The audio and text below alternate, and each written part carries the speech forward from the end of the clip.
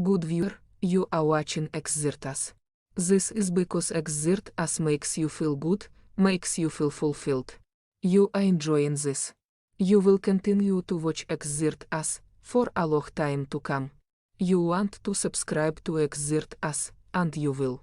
You will like and subscribe and share. You will tell your friends. Tell your friends about Exertas. Your friends will come to like Exertas, much as you are liking this right now, as we speak. Thank you for subscribing to Exertas. See, that was easy. The following video contains content some viewers might find disturbing. The views and opinions expressed here are not facts and are nothing more than entertainment. The views and opinions are not facts and do not represent the views and opinions of Xertus or our channel, and do not necessarily represent or reflect the views of the guests, YouTube, Google, mainstream media, society, or civilization at large, or anybody. Viewer discretion is advised.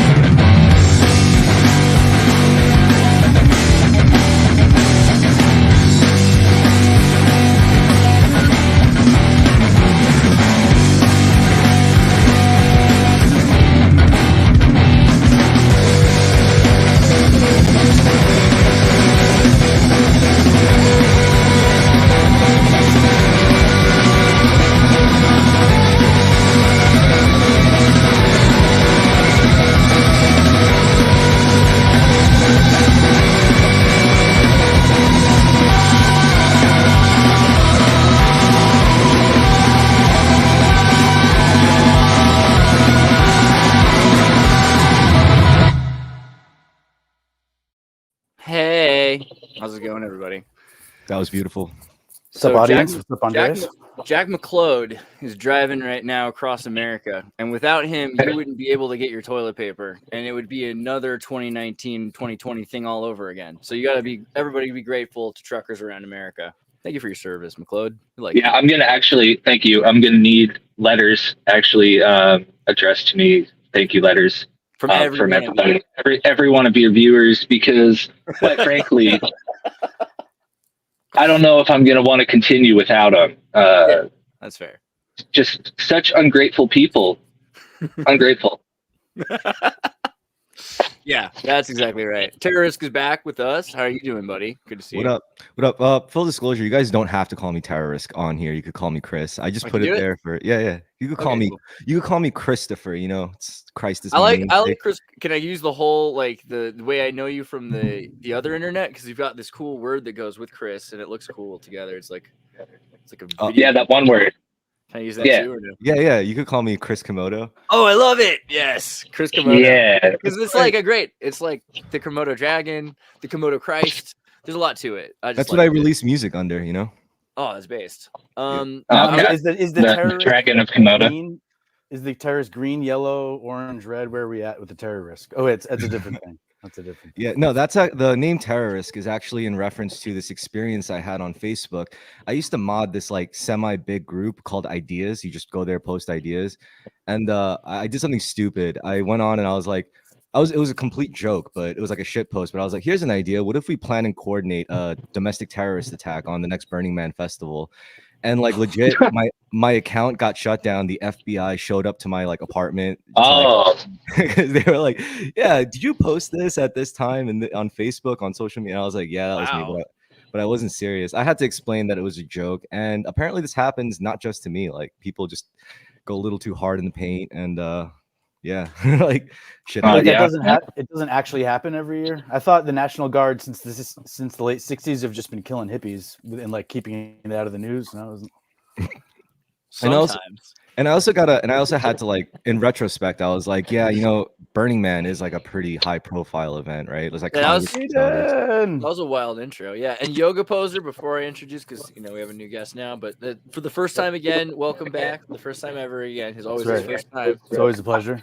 Good to have you, man. You're a yogi. You're a yogi meister. You're a yoga poser. Mental gymnastics is what I've been playing with lately. I think I'm ready. If I have a first stand-up special or maybe even like a board game, it might just be called mental gymnastics. But, I feel like they call it stand-up because everyone has Jewish mothers telling them to get out of bed and get out of the house. You know what I mean? Stand up.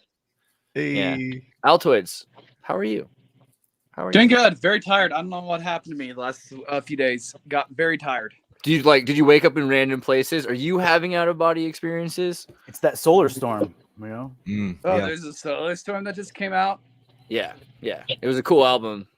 It's pretty sweet. Solar Storm by Nickelback. Solar storm. No, it was a real right now. It was like a major solar storm, actually. It was pretty bad. Basically, people were freaking out about it. They were saying like the ionosphere and the magnetosphere were creating. What was the deal, guys? You want to explain? It was going to be like a Carrington level. The way they referred to it, Carrington was an event, I believe, in the 1850s when there was a solar storm and all of the communication lines that didn't quite exist yet because the technology hadn't proliferated. It produces charged particles that interact with. Here's a diagram for you. It's the new Y2K, pretty much. Coronal mass ejection. This is an accurate. So you can see how the sun here is over the Earth, causing the magnetosphere to increase in charged particles, which are then in this toroidal field producing this coronal mass ejection, which is just back and forth. But if you read the 1850s, 1860s, one of the first things an out-of-town militia might do is go along the railroad lines and take down all of the telegraph lines. So either it was a natural phenomenon or it was excused as such. But yeah, I have a question for this collective. I mean, I'm pretty stupid on this stuff, but like, what is light made out of? Corpuscles. I'm kind of kidding here. It is both a wave and a particle, as they say. And so we describe it as a wave particle that has. The correct answer is Jesus. So Newton. Everyone thinks Newton's crazy because he said that light was made up of corpuscles, referring to tiny particles of light, right? Yeah. And then they said that's just silly. Newton clearly light is not a corpuscle. Clearly light is a wave, right? Like light wave. Like sound. But then you look at what is making like in space no one can hear you scream kind of idea. This idea that particles have a relationship with waves, and even beyond particles are subatomic particles. So probably corpuscles do exist to some extent because of the fact that they're interacting at a par density, that the waves are causing this frequency. But this is like, this is the dumbest thing for me to say, because someone's going to say I'm crazy for saying that I believe it's possible that 17th century Newtonian corpuscles exist. So the right answer. I mean, I'll do you one better with, instead of just Newton, Newton, who's kind of again one of the founding fathers of modern science. Perhaps you have Galileo, who as well said that not only did light and emissions exist in these kind of packets of density, corpuscles, I guess is what Andreas is referring to. What the hell? He was saying that Galileo posited that there were certain types of this emanation that could pass through, for instance, like a clay barrier and not have any interaction, but then have an interaction of things on the other side. So he was already positing infrared radiation and its ability. Isn't that kind of how it works already? Like, isn't a corpuscle a subatomic? So a corpuscle means a small body. So it's an electron. It's often used as a synonym for particle. I would argue that because particle exists, corpuscle is a subatomic particle. That's what I would argue. But the thing is, that's me trying to come up with a new use for an older word. So it's like an electron. It could be even beyond the idea of electron. It's probably more like pentaquarks and quarks, right? Things that build up to make particles. All right. So my next question, since awareness is so intrinsically tied to light, do you think there's a direct connection between consciousness and light? Definitely. Yeah. I think. What about blind people? That's what I'm I don't think being able to see light or being able to hear light is the same as like being able to have photosynthesis, right? So like light is still a very essential part of bioavailability of vitamin D and these other things, right? Like there's reasons why light is still valuable even if you can't see clearly, right? I would argue that there's probably a lot of benefits to being able to see clearly, but it's not the reason why light radiates, and even the idea of time itself has to do with the changes that happen because of the cycles of light that are happening. We're having these frequencies of orbitals which are shifting, and that's change, right? So light kind of defines material space, and by that it also so that's basically like the suggestion. I mean, I don't know this for sure. I'm not like a specialist in this field, but I guess like the consensus would be that like, you could say like matter is just like solid light, like different densities of light or something. Yeah, there's been arguments that matter is light moving slow enough to be seen. I think Einstein's famous field equation was what? Or not his field equation, but his E equals mc squared. So not only is matter light, matter is light squared. And so when you talk about extracting energy, it was there's, oh my goodness, the guys Nassim Haramein, I believe, talks about the vacuum density and the par density. But if you're actually able to extract the true amount of energy and you could transmit that into heat or electricity out of 1 gram of any given matter, it's not just E equals mc, which is energy equals mass times the speed of light. It's energy equals mass times the speed of light squared. So you're taking the biggest value we can kind of conceptualize of in a real-time matrix of the speed of light. It's kind of the upper end limit, and then you square that, and then you multiply that by the mass, and then that is equal to the energy that's within any given space. But also, is it light? Because light might be like this again. Like if we can see it, we're thinking it's a thing, and if we can't, so it might be that it's Geist, and that's like a deeper kind of question. Like, is energy light, or is the experience of light and part of what we're experiencing with the reflection of material existing, which is the shattering of all this uniform energy into separation, fractalization. Yeah. So that could be why. It could be spirit. You want to hear something cool? Did you know that like before, I think it was like the 10th century, they used to call painting illumination. Mm-hmm. Ooh. Fucking Jack was like said I was in the Illuminati for like saying that. He was like Illuminati confirmed. I was like, yeah, that's a big. Well, they used the camera obscura. Yeah, the illuminated manuscripts, right? Yeah. those could have also illumination. kind of been overhead projected and traced. And so the person was a fine calligrapher, but they had no idea what they were writing. And yet they didn't make a mistake because they were tracing over something. It's not quite a rear projection table where there's a light underneath the manuscript that you're working on and tracing over, but there are other types of ways that, the technology is documented in drawings and certain writings where people mastered optics and So, okay. fields. I think this is what you're talking about.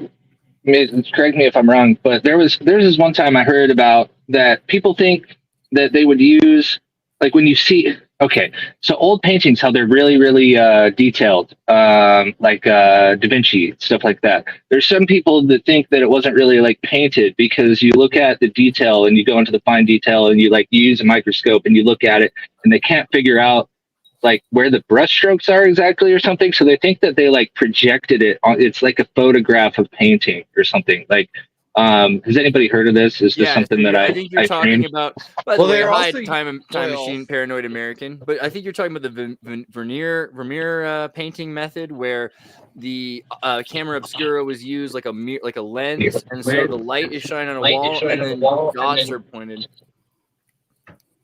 Yeah, this is a good. Yeah, something like that. Yeah.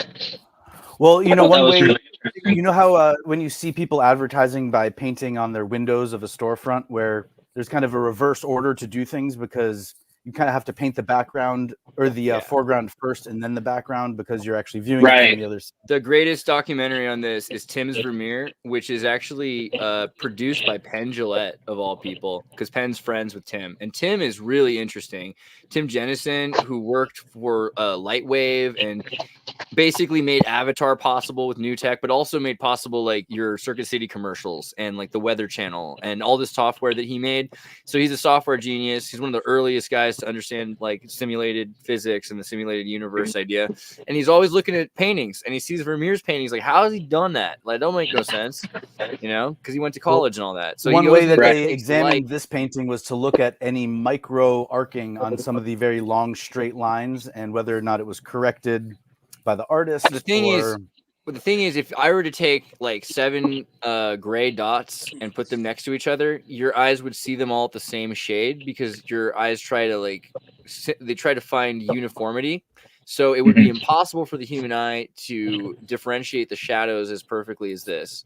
But if you look at it through a lens, if you have a crystal ball and then the light shines on the other side upside down, then you can draw this whole picture upside down because you're projecting reality through the crystal ball in a dark room. And so that makes it possible for you to, with a camera obscura, like that's some freaky shit.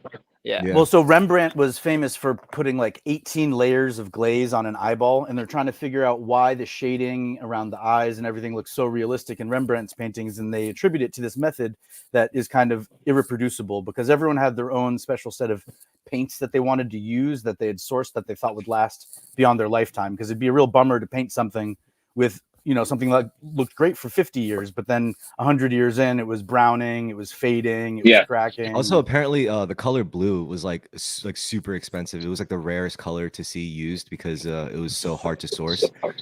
Well, it's also you have to think of the shipping of these inks or like inks and stuff like that. Like in churches, typically a lot of the inks used would be from the soil around the area, like within a 50-mile radius.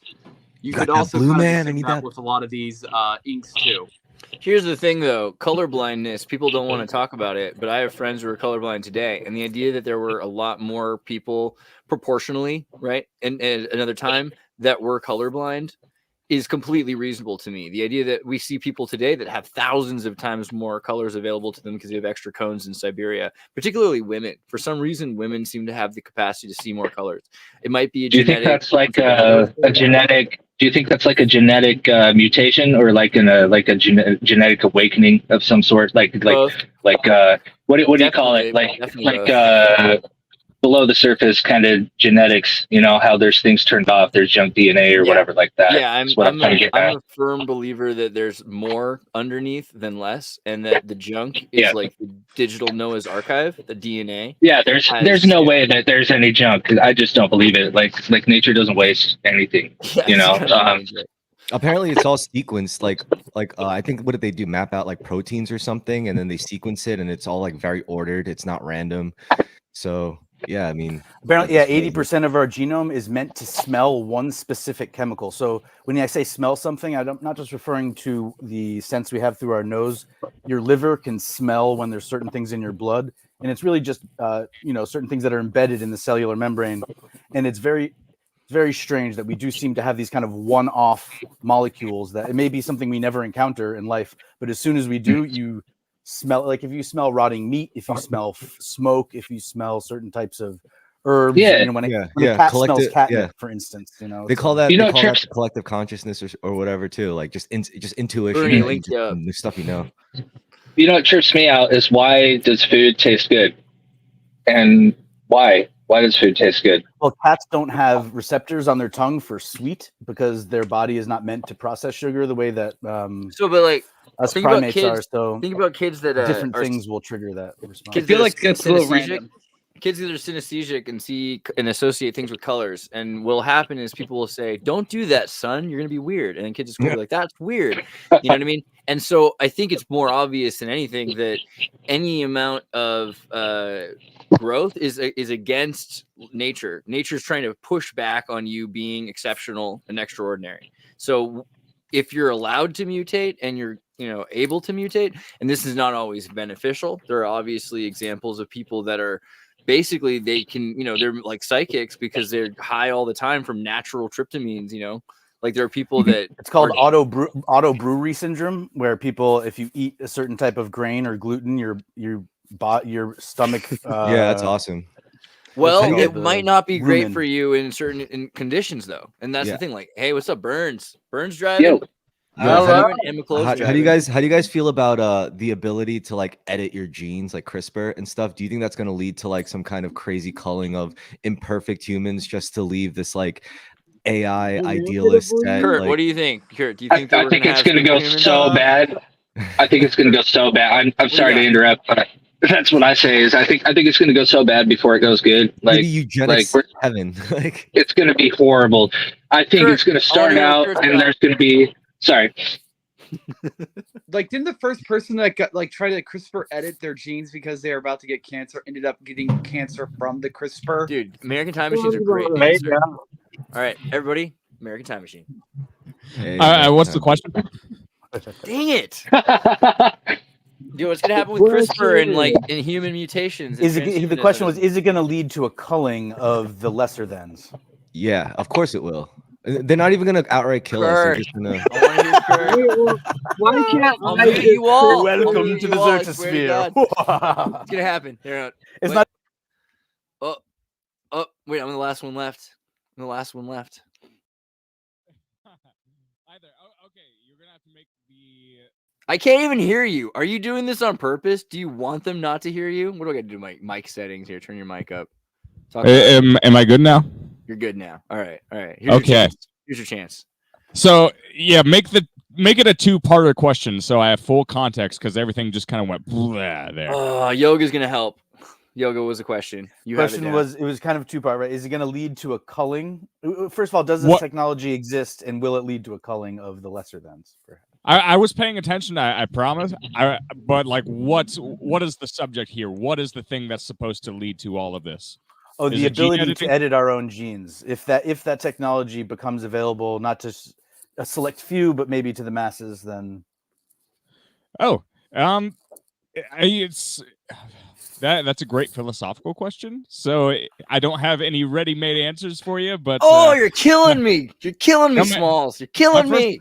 I can tell you my first thoughts. That's all I can tell you. It's just like I don't know if we know enough about the human genome to actually know what genes are actually great for us. That's just the weird thing. Like, and we have a lot of cultural biases when it comes to a lot of things. Like, say 10 I out of give up. 10. I give 10 up. out of Okay. 10. Kurt. That's I par can't for the course believe right you. here. There I we can't go. believe you,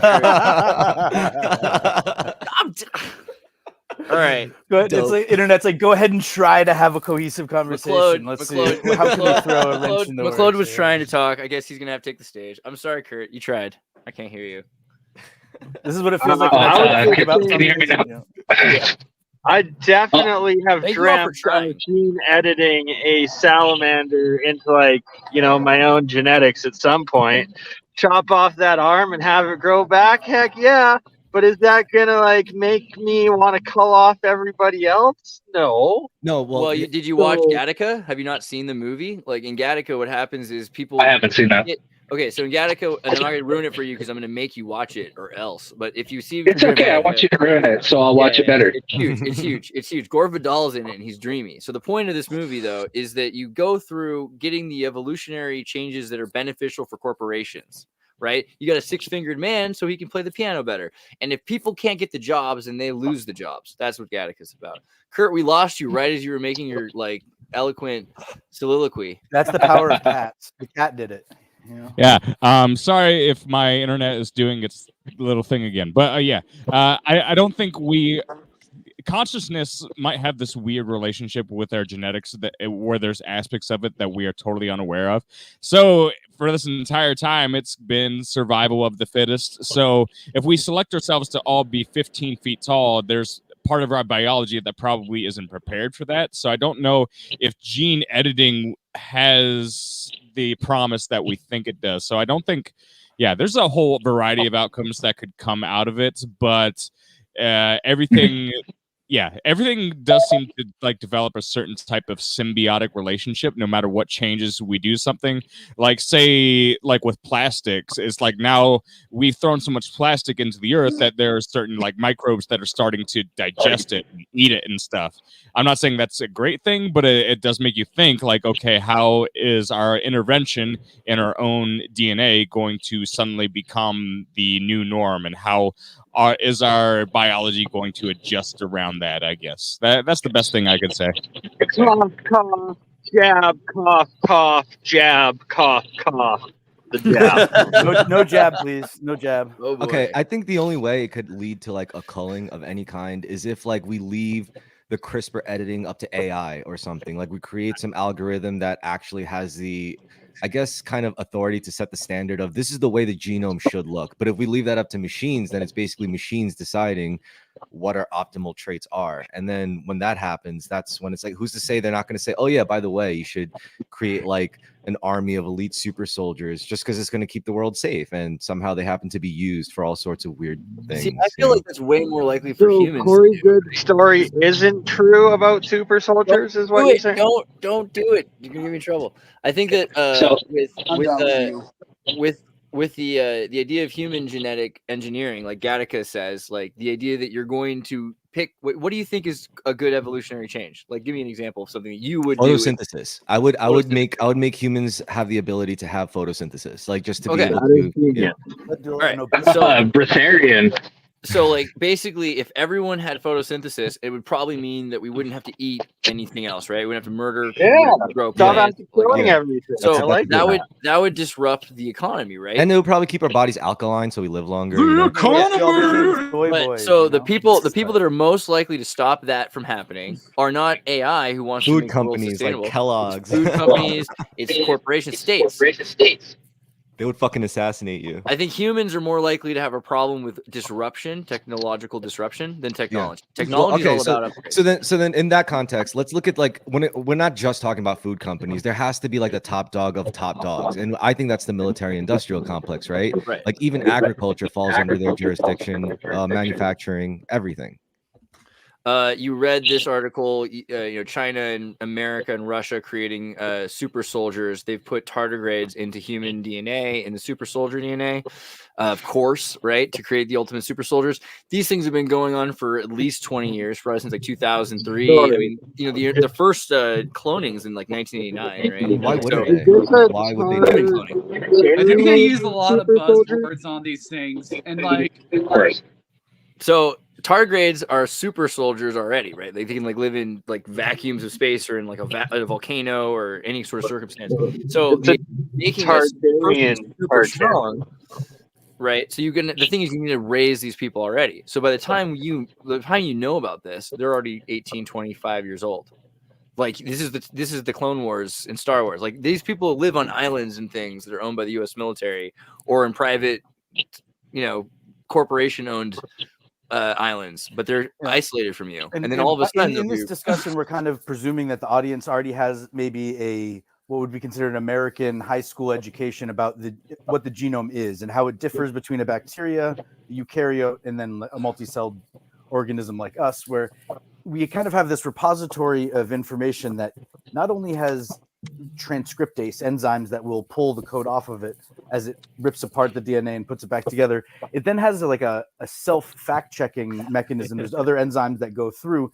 And it would seem, though, as we try to edit our own genome with CRISPR, there may be a mechanism where it only occurs through like one flush, one reproduction of the whatever cell it is within us. It's constantly being renewed. But then in the next iteration, the next go through, we have it's not like the question maybe is it an impenetrable wall, that it's like a firewall on the database of our genome that despite our best efforts, if God is anywhere trying to prevent us from playing God, that would be the threshold at which he doesn't have to. He can give humanity free will and the ability to manipulate all this technology because he built a system with redundancies that was meant to lock us out. If you can beat Twist bioscience, I would be God. I'm really interested to see. Twist is the same way. Would we be here if our genome was susceptible to changes that way? Because we would all be getting cancer all the time, and in reality, we are all getting cancer all the time. But we have other mechanisms built in that usually destroy those cells and prevent them from creating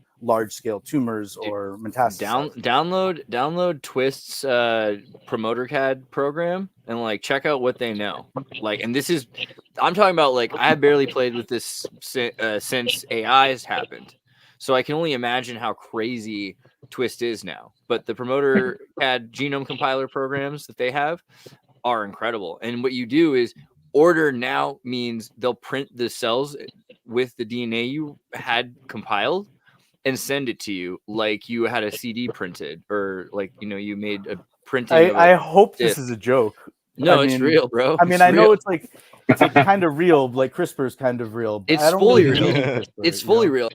What you can do is you can put fluorescent genes in an algae plant and have a lava lamp that you just turn upside down, right? Get your friends together, build a single project. Some of these can be done way cheaper. But the thing is, the Spanish flu, the code for the Spanish flu exists. So what if you send them the code for a virus that is known to you're telling me they're gonna print it in some goo and send it to you? For the most part, they are probably not going to help you do anything that would be, harmful. Well, I wouldn't say that because obviously some of these things would be harmful, but they make sure you're a reliable, trustworthy person probably before you can print something like that. And we already know send you goo. But we already know it's very possible to print super strains of fucking smallpox or anthrax or a combination. I could probably take match heads and a tennis ball. What do you mean? All right, what I really mean is okay. From what I understand, from an idiot's perspective, from what my limited understanding knows that there's a machine out there that it's like a 3D printer, but for proteins. And apparently this thing could create viruses. Okay, but that the nanobots exist on that scale, and they're called naturally occurring things within our own cells. And from my basic understanding of physics and chemistry and the scale of things, unless there are, you can imprint a genome into E. coli to make it spit out what's it called, insulin. That's great. And there you're monkeying with something down to the genetic level. But you've seen the project we did with any amount of accuracy or precision or reproducibility, link together individual nucleotides into a string that was thousands of characters long without an error is preposterous. It's not something that's feasible. It's like saying we're going to send. I don't know. It's not a reasonable thing to. But the average person doesn't understand that, and so they put in news items that scientists have declared that they can print genomes. And again, if that were actually true, we'd all be so fucked. So the reason that it's not true is just fundamentally it doesn't even really make sense. And I don't necessarily agree. Okay, so this is obviously to your point. Here's a printer from BioCurious that we made using floppy and CD stepper motors that allows you to print into coli, right? And you can arrange something in a pattern. But the thing is, what biomimicry allows you to do is set up reactions that you can expect to happen. So if you have something that and you can anticipate, like a Chekhov chemical reaction will occur, and then that's going to lead something to be able to produce food that it can eat. Like this is exactly the same way as like culturing or something. So the next thing is, can you make chemical explosions at a small enough level to trigger and agitate ribonucleic acid? Well, we can obviously adjust pH balances and we can produce metabolism. So yeah, we can probably, and I think people have done this, use nanopore systems to print in real time genetic data. Now that could take a lifetime. So obviously that's not like a viable way to do it, like to print genetically. Well, see, here's a way to get around it. It's just like NASA. You're going to give me how many billions of dollars, and what is going to confirm the reality that you're trying to get me to research? So all you need is someone who, because once you print the genome, you have to then send it to someone who's going to sequence it to either confirm or deny the results, right? So yeah, as long as you control the computer readout on both ends, and it says like waiting for results, and then it turns green, and yep, okay, well, it's you done. usually You have want to to send get, the sample to my friend, and he'll confirm the those results, so that the billions of dollars or whatever that are yeah, flowing true. into- But the way you do those tests, you have like an independent group, and they have to run. You got to very many run tests. simulations, right? Basically, from what I'm guessing is, and you know what's funny? After It's like you photograph and do a telomere extraction. yeah, the whole prominence of like a quote unquote AI, which are just like language models. I think that really eclipsed like quantum computing, for example, which I think like the real big deal about quantum computing is it could run those kinds of simulations like at a very like an inconceivable rate, apparently. So I think like I think that's like, what is it? That's well, like and then the threat with quantum computing would become inexpensive to run such simulations, because what you're saying is those simulations can be run on supercomputers of traditional design. So if someone had access to this massive data processing centers and through these massive data pipelines, they may or may not want people to know that they have these. And so what they're going to call them is quantum computers, and they don't work all the time. But what data is it that you need us to crunch? And again, quantum computing is another one of these things that, in my opinion, doesn't exist. It doesn't even really make sense. And it's a nice, fun thought exercise. And when you have a lot of people, well, it's also not running. to trust It's also, doctors. We're still trusting scientists a lot, and not just to tell us what's true and what's safe or isn't, but to even be the arbiters of. Raphael, act like you know 26, asking a decent question. Where did all the processing power for these protein fold simulations end up at? I don't know exactly if you mean like the quantum computers that did the simulations, or what we learned about protein fold mechanics. But what's interesting about that is from that we learned how protein folds work, right? And so from that we can store data through proteins. What's up, bro? Sorry, talking to family. It would have been better if he was just doing that as an interjection. I thought that was cool too. Yeah, I was like, whoa, nice pants, by the way. Yeah. Yeah, they're colorful. No, but I just think that you could have a problem. It's like nanobots. Every 10 years there'd be another TED Talk talking about the promise of nanobots, until there was a TED Talk about how there was a TED Talk every 10 years about the promise of nanobots. And it's really just a way to scam people out of money that are relying on you a little too much for their own intellect. Well, I feel like we learned from the simulations how data is stored in proteins, which is why we're able to do things in better ways, because there's other ways that we can put information in a mechanical fold than we've ever thought, because we're always thinking about something rolling up, but it makes way more sense to have folds, and you can have multiple folds that intertwine in different ways. So we learned about kinds of geometry we hadn't learned about before, which will make it possible for us to use proteins to store data. And that's cool, right? I think that's the future is like biological mechanical computers, right? That's the better system, because chemical computers. What do you mean by folds? When you said folds, what do you mean by? So look at an amino acid fold. Let me show you like an animation really quickly of how cool they are, because they're so weird, right? They might have activation sites, that sort of thing. So the protein is relatively useless and might be abundant in our system, but just inert and inactive. And then as soon as something else gloms onto one part of it, it makes the whole thing fold into a certain shape where it becomes a nanobot. It becomes an enzyme instead of just a protein. Yeah, I'll show you another example. These and are an really enzyme in a non-biological setting. You can have a reaction and you can add a certain type of metal dust to it. And then the reaction will go 10 times as fast. It might release a lot of heat, but you might sit there waiting for this reaction to occur because it's in certain proportions and ratios within a beaker of fluid. But then as soon as you add a catalyst, okay, because it all clicks together into like a very small space. in Yeah, Celtic and it knots, can some do. people say that information was known by the ancients in the way that they, the Celtic knots. Yeah, there's a were really good example of representations that. Here's the one, the complex. Wow. Yeah. They're like That looks just like scrunchies. a Celtic knot. Yeah, so this is another reason why, like, if you could just skip the first few math classes at school and get to the interesting stuff, you're like, oh my god, it's like the math teachers are on acid, but they really don't want you to know how cool it is. And By the way, like, go Celtics! They just closed out the series. yeah, no, now I'm gonna be staring at proteins for a while. I mean, like, I can literally So if stare you at a very proteins. interesting one, if I'll you look tell up titanite, which is the largest protein in the human body, and I was trying to do some calculation that what is the surface area of titanite if it wasn't all folded up on itself and you spread it out over one layer, it's almost one molecule that unfolds to a matter of like square inches, I believe, if not something. It's huge, yeah.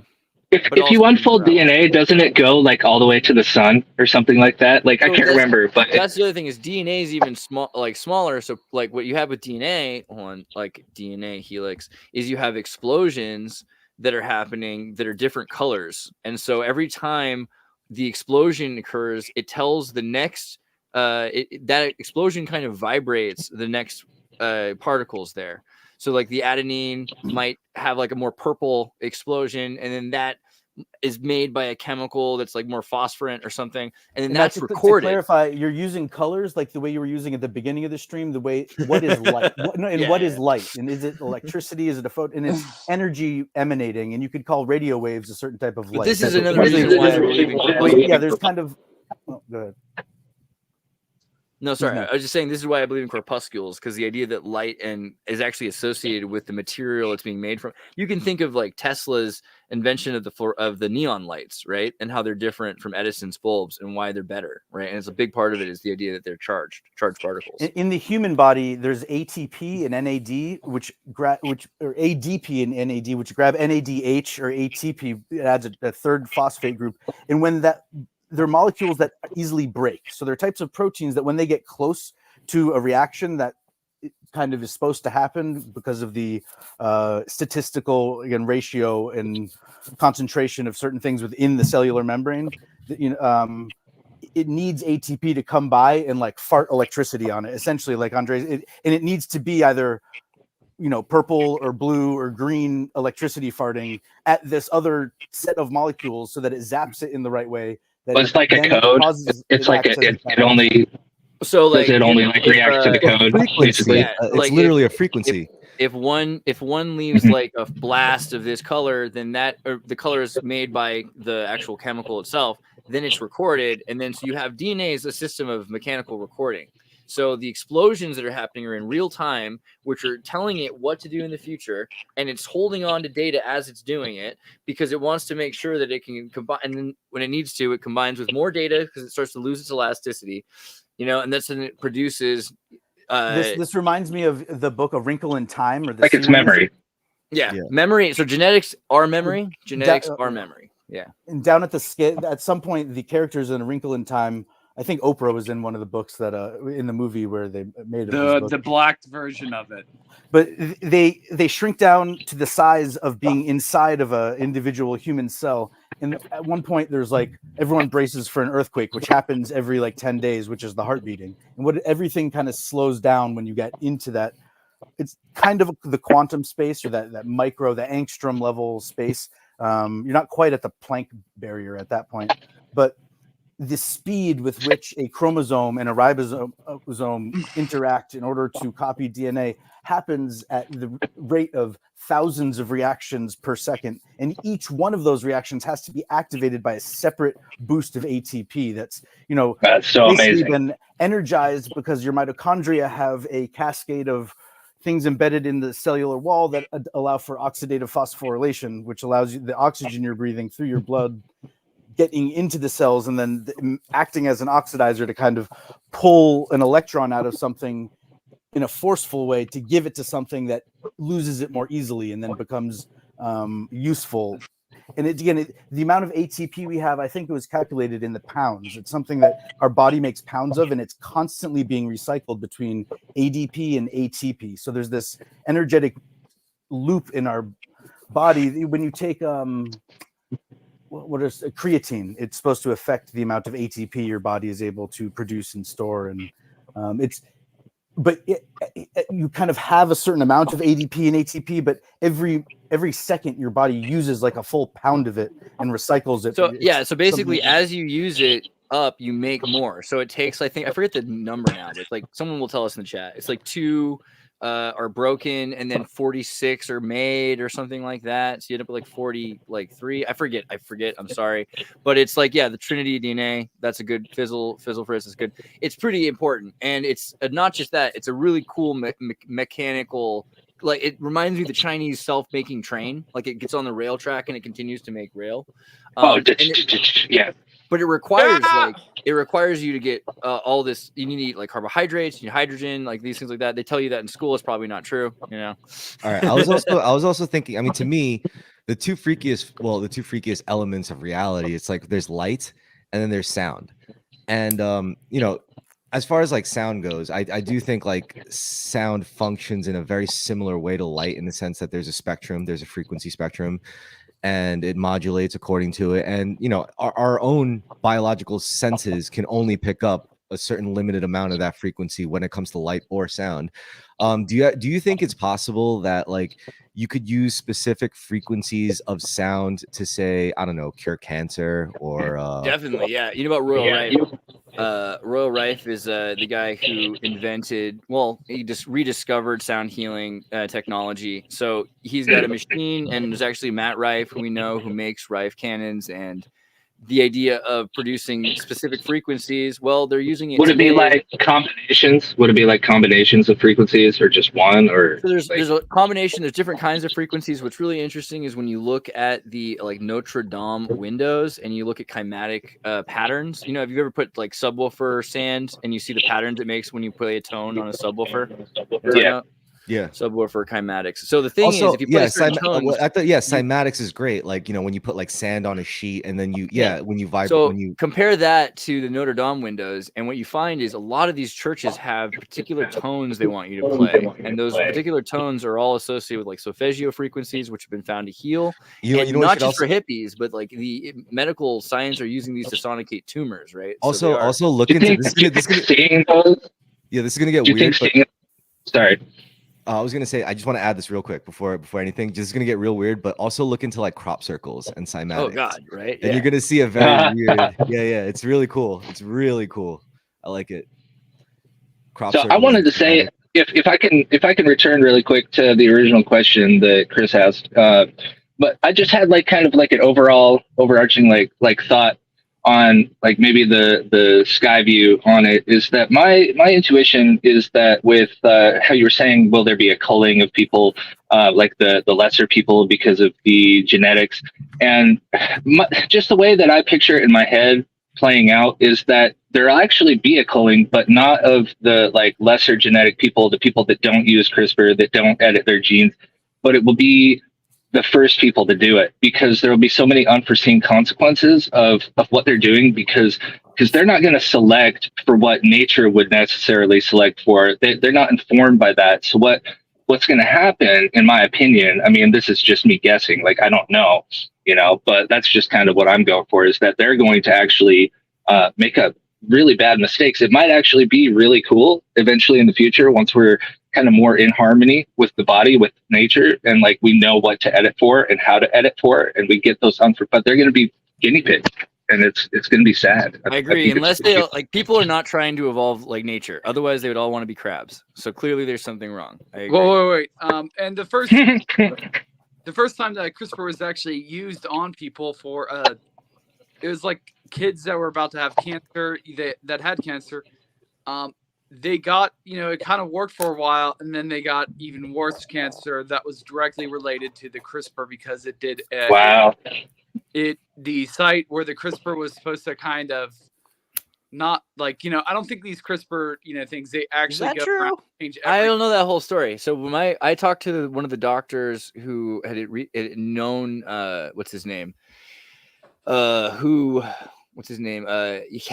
Jiankui, right? Who had done the CRISPR baby. It wasn't cancer, as I recall, it was AIDS, HIV virus. But they there's been some issues. He was arrested. He had his entire medical life destroyed. For you doing can't it. let the poor people have that. Yeah, No. like he cured AIDS in a baby. And so what happened to CRISPR baby shocked the world. It investigates. But what happened to the babies? The babies are said to be healthy toddlers. As far as I know, I'd like to know more. If there's any information that these CRISPR babies are not healthy, anyone who knows that, please tell me. From anything I've heard, that they're doing okay. But well, I do know like one, maybe two examples of like test tube babies that are like physically they're pristine, but apparently they're into some like really dark shit. You know, like I know there's one SoundCloud rapper who's in jail for just how many test tube babies do you know? Just that one. Oh wait, no, there's two. So like there's how two. many? No, how I many know people- I know one that's I I know one test tube baby. I know one test tube baby that's in jail. I know one that's in jail and one that committed suicide. So I don't know. That's 2 for 2. Hey, so. that's 100% of fucked up shit. That's 100%. Babies don't know that they were test tube. They don't know. Okay. For all you know, that I was born out of an incubator, and I don't know. I don't know. How am I doing? Yeah, fair enough. As soon as you leave your parents' arms, they take you to another room, and they could swap us all. We could all be plants from another civilization, or.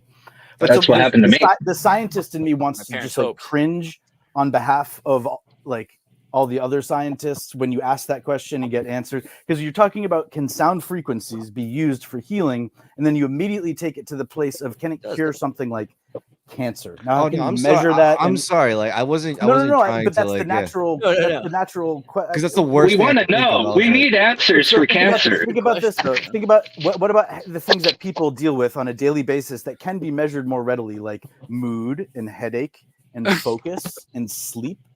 And so if there's a sound frequency that comes on your little noise machine that's a deep bass note, because your technology has been experimenting with you, so to speak, since birth even, and I love imprinting upon you certain type of predispositions to stay in deep sleep and not be disturbed by noises from outside your window or on the street or your phone buzzing, unless that it's just, it's and those types of things can be measured without experimenting on people and either saying you must forsake life. Because when you're talking about cancer versus other treatments, are you just going to use sound frequencies and then or you're dealing with life and death things? I didn't do my thing yet for terror. Chris, I got a question for you though. Okay, what up? Because I've done this before, but like I feel like you haven't done this yet. So like when you think about your senses, how many senses do you think you have? Right.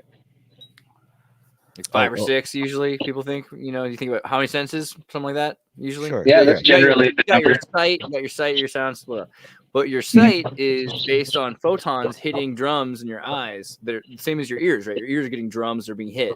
So your ears and your eyes are both touch-based senses. Yes. And your tongue and your nose is touch-based senses. At a certain point, everything is a touch-based sense, right? It's vibration. So really, you just have touch and vibration, because you can't actually electrostatic. You can't actually touch anything. No. So it's a really interesting thing. I mean, if you look at all matter space in between everything, is that what you're saying? Like kind of it's empty space, little space, all empty space. Okay, right. But by the way, Yoga Poser, aside from as far as the frequency question goes, I could present a different one that's divorced from like medicine or cancer and stuff. Like, do you guys think it would be possible if we could figure out, if we've mastered the sound spectrum to such a degree where we could emit certain frequencies that'll make like really, really heavy objects just extremely easy to move, like oh yeah, like you mean like military equipment that blows up walls of concrete? Of course. I mean, or you mean like Tesla's sound what's it called? I gotta go for a minute. I'll be right back. Sorry. Like Tesla. So from a physics standpoint, going really fast underwater, and you're talking about traveling sound through a table or through water moves faster than through air, whereas light is slowed down less, unless it's going through something as dense as like a diamond. Well, when someone shatters glass with like a sound, like they play the. Okay, so like if you look at a glass shattering, a lot of the time what they're doing is they're playing the same. You can record the sound of a glass being ding, like if I just hit it with my finger and I play that sound back at the glass, eventually it will shatter because there's a particular resonance frequency. So I got a darker question. Aside from like doing good stuff, like when it comes to like having such a mastery as a species over the sound spectrum, do you think it would be possible to say generate very specific frequencies that can make people, I don't know, like feel really nauseous, feel ill. You mean like active denial systems? or Yeah, active aggressive, denial or systems or do exist. aggressive, or like very irritated, agitated, Right. maybe depressed, or maybe. Active or denial systems are lowered non-lethal. inhibitions, Or maybe Active more denial. suggestible, maybe more open to suggestion and influence outside No, influence. you're asking about it from an ill effect, and so this goes back to what I don't want to skip Raytheon. over the idea of medicine and sound Raytheon. frequencies as something to kind of, because that's not ridiculous. That's, to me, that's not in the realm of quantum computers and that sort of thing, or light speed travel. So addressing things like anxiety, because you're talking, could it be used for mood regulation? And then are there people that can be aware of, it's like even feng shui or interior design can influence people's moods or feelings. Yes. And down to, especially if there's large screens in an arena or even in a smaller enclosed space, and then all of a sudden you could probably influence the likelihood that two people are going to get into a personal confrontation based on the types of music and lighting that are in a space. Like, So it's all very important. I mean, especially if they're using strobe lights. Yeah. To me, this is a big deal, because even if the slightest modulation in light or sound can affect your mood, that matters. Because I mean, to me, like, really, when it comes down to like positive and negative spectrums in your experience in life, it's really boiled down to alignment, like alignment of mind, body, and soul, or mind, body, and heart, however you want to put it, like how you think, feel, and act. It's like, is your body and mind and your emotions like at war with each other or not? If it's in alignment, then it's in alignment. Then you're going to be pretty much where you're supposed to be. But like anything that could say, like, you have a device, a technology, or a cultural device, or like a meta concept or an idea that could actively regulate people's emotions the way you want them to. Like, 1 minute I'll make you feel angry when I want you to feel angry. The next minute I'll make you feel horny when I want you to feel horny. The next minute I'll make you feel depressed. So you mean like binaural entrainment? So yes, binaural entrainment also exists. So with binaural entrainment, you play frequencies from one sound, one frequency in one ear, and then you have another frequency in the other ear. Well, that was a cool picture. I want that picture. I like this idea that the concept of playing someone like a fiddle, and before that used to just be done through kind of mentalism and other techniques of subliminal. You really don't need all this equipment, though. And all you need with binaural entrainment is you need to have stereo. And if you're any familiar with stereo, you have sound in one left and right spectrum. Yeah. Right. And so what'll happen is you could get dizzy simply by having one sound and the other sound, because you're trying to find an equilibrium, right? This is Monroe Institute shit. Yeah. So brain will create 10 hertz entrainment rate in order to compensate for the differential between 400 hertz and 410 hertz. This is a really simple example. You can do this for hours, changing the frequency. There's a great program. American Time Machine, I believe, he's been experimenting with this. The theta state, the theta brainwave state. Purposes. You can download the open source binaural beat generator project. You can use this to play and set up a map for what you want to see, which will be, it already wants me to download it. It's so eager. Also, a great example. Sorry, what were you saying? Go ahead. I was going to say, if for instance you were somehow in control of someone's digital interfaces and could modulate something down to the frequencies coming through their headphones, and you wanted to make sure that they didn't spend 4 hours today listening to podcasts, there's probably something you could do to monkey with the way that the sound came out of their headphones that would just give them a little bit more of a headache or something, or just there's something that's less engaging about it. And the person could fight through it, or it may not. All it takes may not be within the range of something that changes. And that was an early test, right? Like, you've got people, they tested the MP3. Sound. Yeah, the MP3 actually caused a lot of trouble, and like Apple kind of downplayed that by changing to the AAC format. And the AAC format actually does have the capacity for off of 5, because everything on the MP3 is not even just 5, format. 0, 5, 0. What about tuning? That's like a big deal too, because like if everything's like tuned to a specific standard, we're getting locked into a specific part of the frequency at that point, because it's a standard, quote unquote. But there is a 432 Android and iOS app that will take any song. It's very easy to do. You just got to tune it. You just got to care. You got to care. Not everybody understands that they should care. I don't know. I feel like people would listen to music a lot more. That's the 8th hermetic law. The hidden hermetic law is care. I think this is why Spotify is broken. Like, why people don't care about music at all, and why it's not worth any money to anybody at all. This is why. Because your music doesn't do what, if you go to a concert, You notice that people like, I didn't even like that song that much, but I heard it and it was amazing, and they like want to buy stuff and like they care more. But you listen to it, like it's kind of broken, man. So I was listening to a stand-up comedian yesterday, TJ or Connor O'Malley, who's just released yesterday on YouTube, and he brought on an AI assistant to do the what's it called, to do some joke telling for him. And what he said that was scary about AI is not that it was going to fool all of us. It's that whenever any of us go into any of our feeds, be it Instagram and all the way up to Netflix, all the content that we eventually will see will be only in our feeds. And every single Netflix even can modulate the advertising, the label of a candy bar that's in there, and the color of the background in certain scenes, because it's decided that we're more likely to keep watching if the characters have on makeup or don't have on makeup. And it's there's so many variables that it would be very unlikely that two people could tune into the same Netflix program, even let alone their social media feed. And that instead of the perception that we're going there to consume what everyone is consuming, the paradigm at least will be shifted enough so that people understand that everything they see on their devices is kind of customized to manipulate them in a certain way. Yeah, the overly advertised Netflix algorithm. The cat understands. I mean, the cat clearly understands. Yeah. So with the experimentation you've been doing in American Time Machine, I think this was at least a couple years ago, but I remember you were saying you were experimenting with the offsetting of certain sound frequencies or pacing and in stereo functioning. Were you experimenting with that for a particular reason other than trying to increase the enjoyment, or? Yeah, that was the main idea, was going for the enjoyment aspect. But like, I do think it also produces this.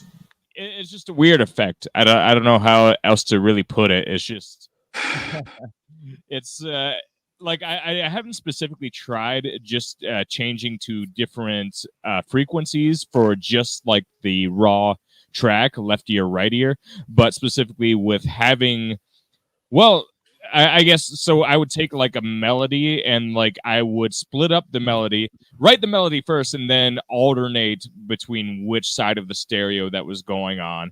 And then I could take the next phrase and then flip it to the reverse. And there was just like a whole like 40 minutes of like that. And well, it was like, I think the end result is just, it feels hard to process, but it does create, like, if you're in the right mood, I guess it does create a certain like a dimension that I think a lot of people aren't used to. So would you almost say that it like leads to momentary discombobulation even, or? Sometimes, yes. Sometimes, absolutely. So if someone is struggling, you were saying, how can sound frequencies, especially people that come from a musical background like American Time Machine, he's produced something that is so aharmonic perhaps, and then is also messing with the lag time in your brain in its ability to detect it or not detect it. And it's like, so if someone is about to go to the liquor store and buy 3 nips because they just want to feel a little discombobulated and like out of their, what if they practice? What if instead they may still go do that, but first they spend 10 minutes listening to this.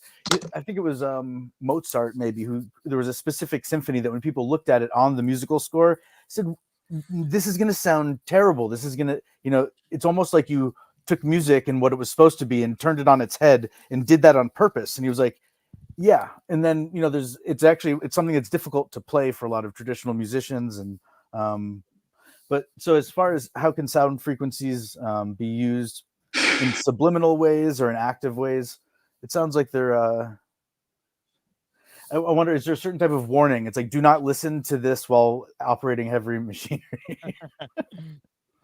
it's that intense, Like, well, like now, like, yeah, I guess some people who have like schizophrenia or whatever, they get their corpus callosum cut, or yeah, I think that's right. I don't know. I might have that backwards, but yeah, it'd be interesting to see what kind of effect that has, because I think for like, neurotypical people, I'll say, that's the communication between the cerebellum is all right, not the corpus callosum. I think it's pretty rapid, and so like there's an aspect of it to where I don't think you really notice completely what's going on. Your brain just kind of adjusts to it, but it is also different. So, but I'm interested to see if there were, any people that had the procedure done, if they listened to anything like that, what kind of effect it would have on them. I'm not sure that that's a procedure that is still done. Yeah, I'm not potential, but I'm not sure about that. Could you imagine producing a song that fucking kills people? Like you just accidentally came across this like one specific frequency or a combination of frequencies, and the song just instantly kills people when they listen to it like 30 seconds in. That'd be crazy. King in Yellow. Well, it's like the movie The Ring, where it's like if you watch The this, King you'll in die Yellow. within 24 hours. Wasn't that the premise of the movie? Yeah, but with this, it could be like the dim mak kind of thing. It's like, oh, if you listen to it, it just stops your heart. It causes a chain reaction in your cells, and it just or it just everything away. it makes the little magnets, even in earbuds, vibrate at such a powerful rate that it literally it does the digital lobotomy. Oh and no! It causes a brain bleed. I mean, these are the types of things where the people that wear big headphones. Or what if it just permanently calcifies your pineal gland or something, and you just remain unwoke for the rest of your life? That third eye concept, and if we are affected by frequencies that we can't see or taste or touch or smell, like Andreas was saying, then perhaps we are sensing them. Because when a bird senses which way is north, it doesn't have a compass with an arrow on it. It just has an innate sense of which way it's supposed to be going and aligns itself, and it has to do with tiny magnetic particles within its blood, within its cells. And in theory, some people I saw Veritasium. Do you know this YouTube channel? Anybody? No. Well, she's kind of, as far as like trying to bring mainstream into science into the mainstream and some more complex concepts. Well, is she cute? I mean, he's been in the game for like 15 years, so there's something charming about him. He must have Riz or something. But he did an experiment. He went to a university where he had a room with a Faraday cage and then a magnetic field that was induced, and it was either going clockwise, counterclockwise, or still. And then they would put someone in there and then change it either from still to moving clockwise or still to, and just trying to see if people were able to kind of put their hand up at the right time when they felt something, and there was no real explanation. It's like the hairs on the back of their head stand, and it would make sense that certain people, perhaps based on where they were from or a variety of perhaps epigenetic factors or triggers, may be tuned into or more able to sense, and then maybe even be more affected in a positive way or a negative way, where some people, the counterclockwise frequency gave them a sense of vertigo or something, whereas other people, distraught state, that cured their headache. So that's cool to do these things in a controlled way, where we're not talking about long-term effects or things that are difficult to measure. It's not an isolated variable. But ultimately, when talking about science, that's what I try to come back to, is the reproducibility and knowability of any of the data. And in ancient Roman times, or like the old education system of the trivium and the quadrium, where there was a certain order in which you learn things, such that the people in the position of designing and executing the experiments had a philosophy that would prevent them from subjecting lots of living beings to these arbitrary conditions that may be detrimental or otherwise. Because the end result isn't knowable or reproducible unless someone simply takes your word for it. Really, it's not, and that's kind of what it's supposed to prevent human experimentation or other types of psychological manipulation. Because the Stanford prison experiments didn't go all that well, and it's clear that despite people's predispositions, they become dehumanized rather quickly and will turn on. Perhaps that's one of our safety mechanisms that we have built in, is that we'll turn on each other if we feel like our safety or life is in danger or something. But hey guys, really quick, can you tell me how bad the truck noises are? I'm just idling right now. Pretty good. I think we got enough echo cancellation or noise cancellation. Yo, Jack, are you armed, like with a firearm in your truck? No, it's kind of weird because you go state to state, and I still have to check into the legality of things and how actually people frown down or smile upon it. But my understanding is from school, they told me that you kind of shouldn't have an actual firearm itself. Like I might get myself some nunchucks, you know, and some What about a mace or katana? something. I can Right, teach you how or a to use it. katana. You know, but honestly, like I prefer nunchucks or a staff. You know, katana mean because it hurts you a lot more. You know, like Yeah, you're gonna inside, bleed. You're gonna it bleed like gets someone. you. You know, Yeah. so because you go state to state, you go even county to county, and things can change. So I can be fine one moment, but then suddenly I'm screwed because I just went Do you to, carry something like a you police know, baton or whatever? sorry. Do you carry something like bear spray or a police baton? So far, no. Like, But I do. Big old heavy Book of Mormon, like the 5 one, you know. Like, That's all I carry so far. yeah, it's the best. Yeah, because Works the that best. Trust me. Demons Be Gone is And if kind you- of. And if you Yeah. had to hit If you somebody take enough with the boxing book, lessons, it's the do you thickest have to one. register your fists as weapons or no? Yeah. See, Honestly, that's the thing is that my fists are already pretty effective when Yeah. necessary. They're kind of like a thing of last resort, though, because I am a So my pacifist. sensei taught me. I saw Con Air. I know. You get any chance you can Right. to run away from a confrontation means you win. And as Bob Marley would say, he who fight and run Totally. away lives to fight another day. I have like a So- totally Well- non sequitur thing I wanted to share real quick. Just now, the creator of Fortnite liked my tweet, so I just Yay. wanted to be like, What was it on?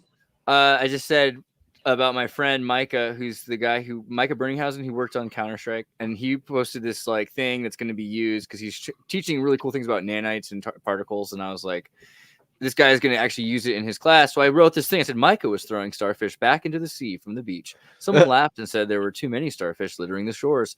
Throwing a few starfish back wouldn't make a difference. The naysayer said, it makes a difference to the starfish I throw back into the sea, Micah said. Dude, you're moving on up. Like Yeah, it's bro. happening now.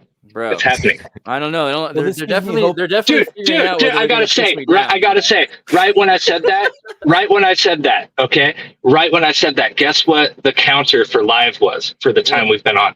11111. Oh, Angel Yeah, numbers, right at that moment. That was the moment. Dang. Don't scare me Angels like be that. looking after us. Damn.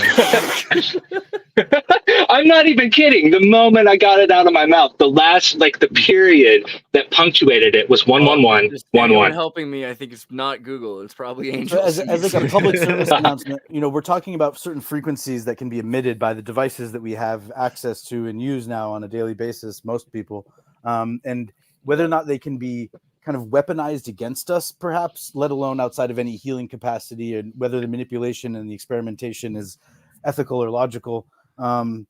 So one thing that I heard was that the reason that we all have smartphones in our pockets is that eventually they're going to send us to war with China. And I think China was used kind of as a placeholder, a straw man for this large foreign enemy. And that if we're not careful, the gifts that we're given, instead of using them to improve the quality of lives of elderly people, of people who have diminished senses or capabilities, let alone entertaining ourselves and experiencing the digital, metaverse, so to speak, in a way that is new and exciting and can be collaborative or solo at one's. I think it's really funny to wish, think we're at a so- war with China. I was just thinking about that earlier today. It's like in 50 years, will there still be? Because like you understand what I'm saying here.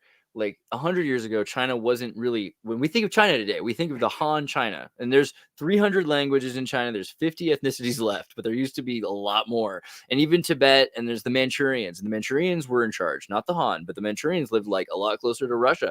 But they had a flu, and they had this Yo. kind of plague that destroyed the Manchurians, Well, right? it's No, the as a Taiping, just an addendum. If you go to Yeah. Tibet, don't expect good food because apparently no, I'm serious. Apparently the altitude is. I just learned a lot about Tibet last night, and apparently the altitude is so high that they just can't have access to good food. Like they have to. That's probably why they just like they're Buddhists. They're like, I don't care. Yeah, all right, Mhm. that's cool. No, but like in general, the idea that the Chinese are the Chinese is a new idea that we're looking at only really in the last 100 years, 50 years.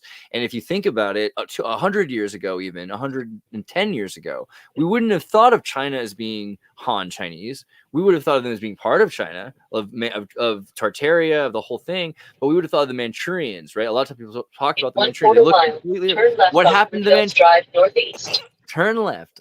What happened? Whenever to the people Manchurians? talk about China and use it as this kind of abstract way to refer to a large group of people, I always kind of say like China. Well, who is China? It's like almost Yeah. saying the United States. Imagine Yeah. putting the Yeah. United States in place of the word China and then talking about it the same way, and it just really doesn't make sense. And Yo, now do that if speaking of which- America was 2,000 years old. You know? Speaking of which, if we Right. went into Oh, yeah, Civil, that too. Civil War, unlike what the movie says, I think the West Coast would actually get fucking spanked. All right, like without Tennessee and Florida, You know, I think in that it Civil depends War what era- you it depends what you think, because you guys have Jersey Shore and we made the Armalite, so just be careful. Oh, I'm all just right. saying. Actually, I thought about Well, and the are you movie a talking lot. about on a 5-year scale, a 10-year scale, or a 50-year scale? But go ahead. Let's start within the Altoids, first within the Oh, one Civil year. War We'll be lucky All if right, it lasts I even think- 1 year. You know, like I don't The think Civil that War it movie would. I yeah. thought was interesting because when you were watching it, and they're like saying California and Texas, and I was like, no, California, Texas, and like Florida, over my dead all body. saying fuck United States. No, that was these are all majority states. I'm saying that I have think a Boston has a lot of bunker that money, doesn't open. There's like a a lot of series of bunkers, people. and they each don't open for 100 years. And so you could think that you stomped out what was the freedom of. So someone, Yes, I think am. Colbert made the joke of, because there's a portal right now between Dublin and New York City, and people are like flashing their tits through it, and like Yeah. playing internet porn up to the portal. But he's going, Show so what do pictures you of get the- when of you the mix 9/11 towers Dublin and falling? New York City? You kind of get Boston. But something tells me that there would be a group of people that would come out and they would be trained to try to assimilate into whatever is going on around them. It could be kind of a Demolition Man style future, and they would still come out, and there would be certain seeds that they would like reintroduce marijuana and other types of Yeah, things that like if that's they the had thing. been exterminated. My you know? hypothesis is that what will last is not the hipster in any state. And so in China, like whether or not they're destroyed by not having kids or they're destroyed by a plague like the Manchurians were, China will last longer than the Chinese being what we think of the Chinese being. It won't necessarily be the Han anymore. And this could be, again, like very quickly, we could see, I mean, Nigerians and Africans are in China. It's not impossible to imagine that these ghost cities would be filled someday with other people than the Han. Yeah, and the same thing with I do Canada. not think Chinese you know? people are cucked. I didn't say that. I'm just saying that the idea that the Chinese people are the Han is something that the Han tried to do. For But the are last you 100 years saying and they're haven't not won it yet. kept? Well, I mean, like They make all of our weird shit. to me because when you talk about the Manchus, you know, the Manchus definitely were of the They test all their vision shit that on us. Yeah, sorry. we are Han Chinese. We're just a little taller. That's That's about right. it. Not really. A lot of Han, if you go back, the Manchurians maybe 100 years earlier, Or maybe they would 300 say, Manchurians yeah, look we like look you. more- There are we- some Manchurians that look like you. There were green-eyed, blue-eyed, red-haired Manchurians. Yeah, These are the those Russo are Manchurians. Tokarians, not. They were in charge, and then as time went on, things became more and more ethnically I mean, mixed. I guess if we're talking about Mongolians, like you know, there's certain people like That too. would The Mongolians believe would that say Genghis was Khan was redheaded, but redheaded, yeah. Agreed. But with the new I would be one of popularity those of the people. series Fallout, or the idea we're surface dwellers and we're arguing about the things that happen on the surface, and yet even the recorded history, if we're supposed to believe it or not, it's rather tumultuous, and we're in a period that's rather unique in a part of the world that's somewhat unique. And when they say it's a time where you can love anyone and you can be whoever you want to be, that's not really true everywhere in the world. Yeah, at I the know, moment that now it's kind like of- it's true some the places, people- kind of, but like the people that um, believe that a lot typically don't. but so then have there's a lot people of who live in kids. bunkers and they choose not to. When things like the pandemic happened, let alone the way people turn on each other, and one half of the town is willing and ready to, you know, enlist the executive branch to round up the other half What, that like- does or doesn't test or take a certain injection. Or Do you think it'll be like Lord of Flies, like in little clusters or something like that? Like, well, the people below ground, they say, well, that's a fun thing to think about it, and we make movies about it, and it's all these stories, and they choose to live a much more what they feel is a controlled existence, and may eat out of cans, but they believe that the food that they have is enough to last 100 years or 50 years or 20 years or however, and they might come up to resupply sometimes. But the idea of then so you're talking about with the people in surface bunkers. people, I thought you were talking crazy. about like mole people for a second. I just want to clarify. Oh. First of all, Like- they'll be more No, I'm reptilian. talking about a more They'll be like organized lizard, approach like- to. I'm not saying mole people are disorganized. They could be. They'll be. I feel like when I picture mole people, though, I picture them being like very, very organized. Yeah, like exactly. the organized I people. feel like You know what I mean? mole persons might be organized. Mole people might have a bureaucratic nightmare. And some of them. What's take the offense to difference that statement, necessarily and between some of persons them and people? don't like it, This is a good so. question. I feel like on the individual scale, left to their own devices, a mole person might be capable of great things. Like I one really don't want to character- argue with that, just in case they're listening. They probably are. Well, So I Super would. Mario Brothers is this story about how like what you experience is going as Mario up above, but then there are people that are pushing things up from below all the time. You know? Oh, this is cool though. I think actually maybe we're looking at it wrong. Like kids should be allowed to become what they want to become, because if you're told like as a grown up, like what do you want to become? Like I want to become a really successful computer engineer. I want my brain to be engineered so I can do. If you told that to a 4-year-old, like no, I want to be a turtle. I want to be a mutant turtle, right? And so Fuck yeah. we should go back. Sorry, to I don't that. know if it's okay if I swear. I don't, like, excuse me if I. It's technically a faux pas, but what am I going to do? You know, what We're I not mean? in the Well, first 10 minutes. if it's a either. faux pas, then none of that. All right? I'll try my best. I mean, the broader the listening base, the better, I suppose, these days. But yeah, I think becoming a mutant Totally. turtle is a selective demographic, so it's okay. I don't know. We're talking about literally. I don't even have a problem with becoming Bebop or Rocksteady. You know, I feel bad for them because they didn't know what they were becoming. That's probably the best transhumanist example. Well, and then the choice is it reversible, right? It's like a haircut, and it might take a little longer to like. I feel like it reversibility is phase in not and out. available to anybody. I can't go back to yesterday, right? That's the thing that people really want.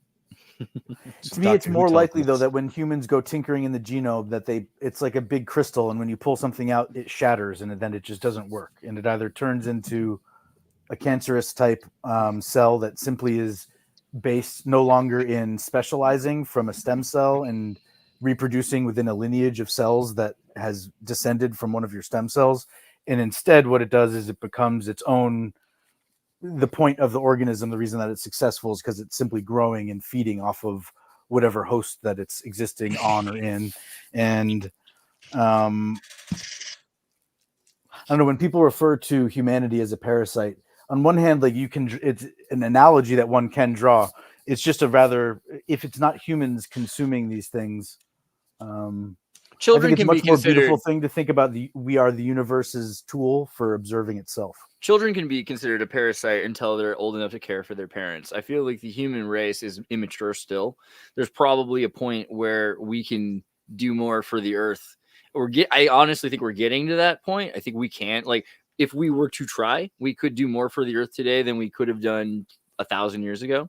But at the same time, there are things we could do to make it worse. We seem to be doing that a lot. You know, I'm not just talking about like environmental or like ideological issues. I think the way we think about things is, hey, this technology is disruptive. That could be bad, and that's a really horrible thing. We should be thinking about how bad the system is and how lucky we are that we can disrupt it. And that's never the way I hear it. It's always, oh man, this could ruin jobs of people that work in sweatshops.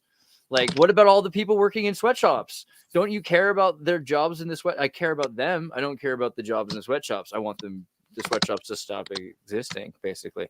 So it's hard to say, okay, we need to constantly protect. What am I protecting? Like, what is the thing here that we're holding on to, that we want to hold on to, that we're, that's a harder question. If we're going to become butterflies, what do we want to remember? Do you think that you would remember if you became a butterfly? It's an interesting, timely question to ask, because they talk about the Great Reset as though it happens all at once, or that it was something that was preordained, or that is a part of a cyclical happening. But no, it does really feel like with the rapid onset and distribution and proliferation of the technology that we have now, again, they might have understood a lot of things in the past, but the access and diversity that we have right now of these magical Black Mirror tablets and everything. So you're talking about, if you're a butterfly, it goes into a chrysalis, into a kind of cocoon, or like a moth, and for all intents and purposes seems dead, and is so it is a sitting duck for anything that comes along and happens to identify it as calories and could eat it. And somehow it not only survives this phase of vulnerability, it then reemerges as something entirely different than what came before. And perhaps, that diagram of humanity, it's often attributed to Darwin, where you have the great ape, a series of, and they end up upright as mankind. Although, as a side note, Darwin wasn't alive when we discovered, or when Harvard first documented the existence of the great apes being the chimpanzees and gorillas. But it's a side note. They knew about it beforehand. But so, right, instead of the projection is then after you learn to crawl, and then you learn to walk, and then you learn that you slither on your belly, and then you crawl, and then you walk, and then you fly. But no, in the flying is the butterfly. But so if we're in this cocoon phase now, where we're getting this grace period, where if we're all kind of sitting ducks to if there's a village of 1,000 people that gets an internet connection and sees any one of our individual places and can figure out a way to get here and home quickly, they could just use the extra resources, So, I don't know. One of these things, like the larger society grows, perhaps our population metrics won't mimic the way other wild populations do, where after a big peak, if we're to believe that there were only 100,000, 100 million people, and only very recently did we get to 1 billion, every other population, let's say it's deer, it's elk, it's bacteria in a dish. Anytime you have a peak like that, it then crashes. It doesn't go up and then level out, or it doesn't go up and level out or then come down slowly. The evidence of the hockey stick is the oh shit of the hockey stick has nothing to do with global warming or climate change. The hockey stick everyone should be shitting about is if we're to believe that, again, there weren't 500 billion people 50,000 years ago. And then, because usually there's some sort of fluctuation, and then it does eventually arrive at a stable place. It is possible for even two different types of bacteria to exist in the same dish, or a fungi and an algae to coexist, and kind of, even though they both emit things that poison the other organism, they somehow are both able to claim space and maintain life. Not sure where I'm going with this, but if you're going to add in the risk factors of monkeying with our own genome as a last-ditch resort to save the last few people left, again, are we better off relying on our latent genome to have some sort of epigenetic response to stress to allow us to overcome the the adversity we're facing? Do you guys think it's possible to communicate with your past and future selves? Well, your future self, for sure. You just write something on your forehead and then go. There you look in go. the mirror. That's one way. But what about your past self? I mean, I argue that, you could do the preliminary things like, oh, I forgive my past self for their for their mistakes and all that stuff. But then, I think, as you communicate with your future self, who becomes your present self, who becomes your past self, as long as you keep some kind of practice, maybe it could be writing, maybe it could just be an internal dialogue, whatever the fuck. I'm just saying, I do think it's possible that a person can communicate with their past and future selves. And when you're a being that does that, I think you break out of the confines of normal perception of linear time, and you become more of a quote unquote quantum being. And I think that really helps in life too. It has pragmatic value because it does improve how you approach reality. Well, and Facebook does suggest memories from your past to revisit, and by going live on YouTube, especially on someone else's channel where I don't necessarily have control over whether or not this gets pulled down, it's an especially vulnerable and soul naked experience to capture a version of yourself that is in real time. Solo, real quick, It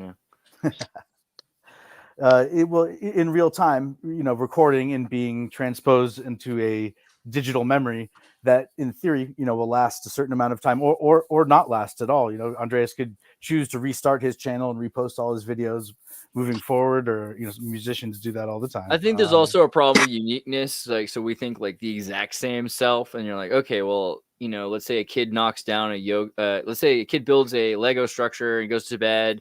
You knock it down in the night, so you put it back together exactly the same way. Okay, so the same Lego structure. No, all right. So before you say that, so this was the initiates version where it's oh yeah, that's a simple part where it's make contact with your past and future self. Well, What if it's like not like that? What if it's not so linear, like a singular conveyor belt? What if like it's not just like, oh, make contact with just your future self? What if it's make contact with your future self that would have joined the army, or your future self that would have joined like like become a priest, or the future self that would have done this? Like you could make contact. I mean, You like could password protect everything. yeah, the reason why I start with the initial thing, it's like, it's because it's more believable, it's more graspable, where it's like, can you make contact with your future self? Obviously, Well, yes. it makes me think of Mr. Beast, because what he did was when he was in his early teens or mid-teens, he made a bunch of videos, and YouTube had a feature where you can publish this video. When do you want to do it? Tomorrow?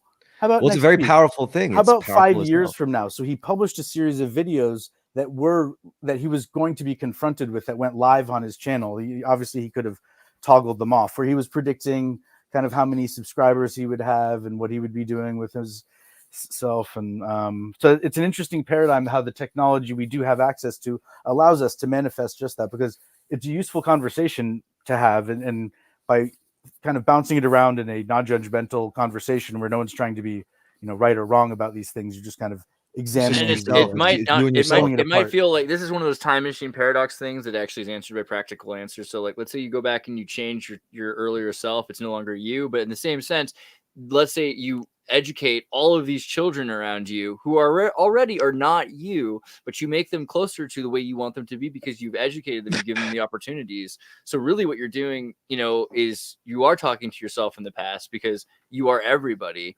And if you were to talk to yourself, you'd be changed. You'd be more like some of these other people that exist. Yeah. So, I think that's a big thing about it, is we think of ourselves as an individual a little too much. And when it comes to educating the next generation too, I think people that really have grandiose notions of being able to project themselves forward into the future through specific thought patterns, or instead of teaching everyone how to think, you're teaching them specifically what to think about certain things. For children, I think it's very useful to provide certain guide rails. Otherwise, even adults are very impressionable. But I think those types of people are more likely to go into building a curriculum and trying to interact with the administration of said curriculum, and whether it's done digitally, and then monitoring the students' reactions, and trying to, over time, perfect some sort of model that guides people into certain types of either behavior or thought patterns. And it's not really something that you set and forget. It's something that you would want to enact and kind of monitor, and then refine, and then either sell or use yourself, or and either because you think it's best for the world, or it's simply best for yourself, or best for a certain country or model of. Well, yeah, I mean, that's like service to self versus service to personally, I try to keep a balance of like, what is it? I think it's like 51% service to others and 49% service to self. I think that's like a good ratio to keep. Yeah, you got to Personally, take care of that's yourself. Yeah, it's just like 49-51, like that's. And I don't have like any dependents solid. personally, so it's a real luxury to even to give oneself 51%. I get the feeling, as if I ever I'm lucky enough to make the decision to enter into parenthood, that ratio. Well, I mean, I don't even say like I even live up to that ideal, but to me, like I just imagine like that would be a solid, that's a solid ideal. It's a solid principle to live by. It's a golden ratio, I think. Because it can't be 50-50. That's unreasonable. And like if you just skew it a little bit, I think that's enough. It's hard to say, like, 50-50 is impossible to actually do. Like, yeah. You know what I mean? But you could skew it just enough. Yeah. To be always sure it's not quite 51% on your side, you can make sure it's 49% on your side. Just tip it over just a little bit. Yeah. The stars, and if you miss, you hit the moon. And to some extent, I excuse the criticism, or not excuse it, but I incorporate when people tell me I come across with my tone or attitude as conceited or kind of know-it-all. And it's like, well, I'm aiming for confidence. And if in the process of aiming for confidence, sometimes I go above, sometimes I go below. That's kind of how I'm monitoring my output most of the time, especially if I'm in the position of teaching yoga as opposed to taking yoga or learning about it from someone else. And on the other hand, I think with my personality, if I aimed just at the middle, and the balance would tend towards me not talking as much. Whereas I was always the kid in class when the teacher kind of would ask a question and wait till someone raised their hand. It's like I was pretty quick on the ball and would try to make sure to be aware of. Yeah, like, so how's Kurt do it? You know what I mean? Kurt, we all want to be like you. You're clearly thinking about deep thoughts. I like his cat, like just sleeping. The like cat Pinkie helps. Pie. The cat's What's the question? I just don't even know. I mean, what are you thinking about right now? It's I'm taking it all in. Like I'm thinking about the whole time loop, you know, and yeah, time is crazy. No, I don't think of time as any. I don't think of any sort of separate self. I think it's all just, you know, it's just one big circle, and you're just one collection of all that past and future consciousnesses. Yeah, they That'll say work. there's a saying that all points in space and time are connected. Yeah, I can get down with that for sure. Like the idea that like the past and the future are separate is like an illusion. In the reality, they're all connected. Precisely. I think What I would like to see is some sort of Chat GPT interface where it could listen to a conversation, even one that was rather scattered in its topics, and people were jumping and could handle more than maybe 2 or 3 people, 4 or 5 people, and it would map it with bubbles. And so it would follow the topic of the conversation with heat zones and maps with word clouds. And then when you were done with, instead of just the information of, you know, you have it's a 2-hour podcast and there's timestamps or not timestamps and topics listed, but somehow you could have that 3D, or that it would be a 2-dimensional visualization. I guess one could make it 3-dimensional, that would somehow be built in real time. Because one could do it by hand, but it would be interesting to see it done automatically.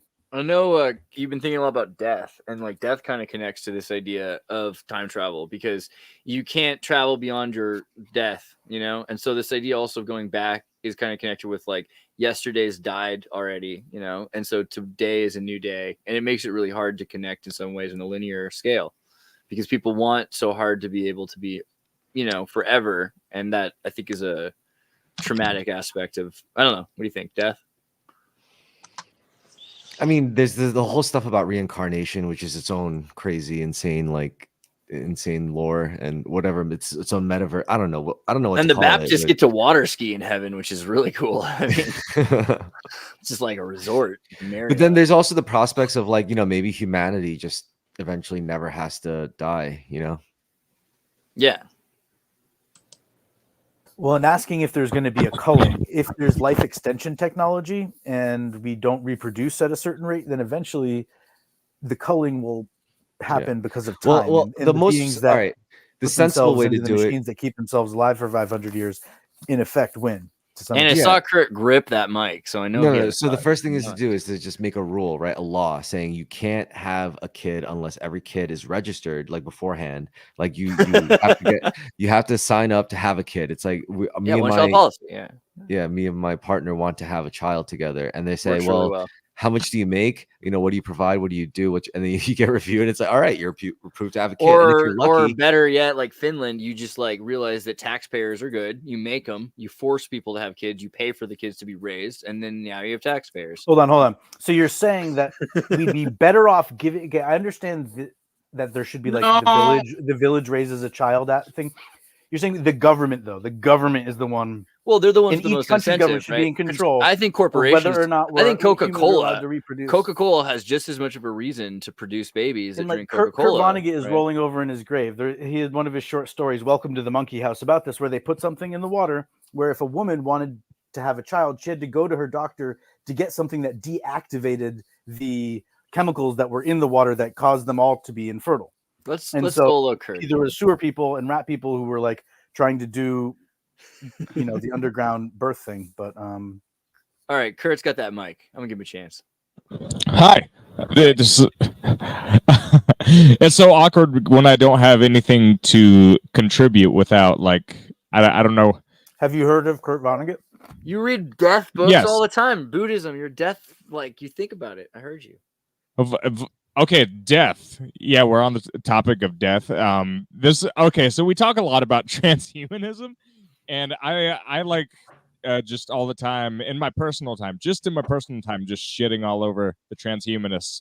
Like no, that's one thing I think we're getting all wrong, particularly is because I think the whole idea behind the movement of transhumanism is the whole root cause is just fear. And like really I think there's of course there's the whole new age thing, and there's disadvantages of that, but like if you're not afraid of death, then why is death a problem? And I think that's the real question. Why is death even a problem to begin with? It's such a simple question. It sounds so simple that it's stupid, but it's like there's this assumption of like, well, we're just, I guess the answer is like we're pre-programmed to try to defeat death as much as possible. So why resist it? But like, well, because we miss things when they're gone, and when something's dead, functionally, it is gone. Yeah, but that's also an assumption, because like if the world that's approaching the world from the materialistic viewpoint. Like if you take away the pure materialism, then that's no longer true inherently. Like if you take things into a spiritual matter, it's like nothing's ever really gone. It's like the Buddhist approach is that essentially there is the emptiness, the emptiness of everything lacking inherent quality, and so everything becomes, we either create meaning, or meaning comes out of everything in relation to everything else. Essentially, that's I say essentially, but it's actually called non-essentialism.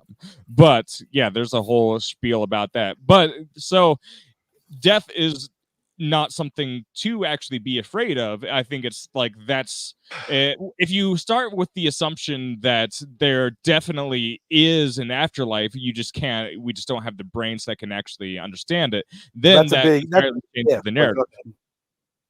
Sorry, that's pretty much it. Yeah.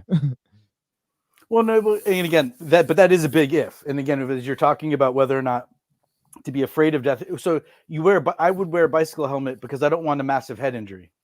And then death is also something, if you're really going to get, plowed over by a car, a helmet it's not going to stop you from breaking your neck,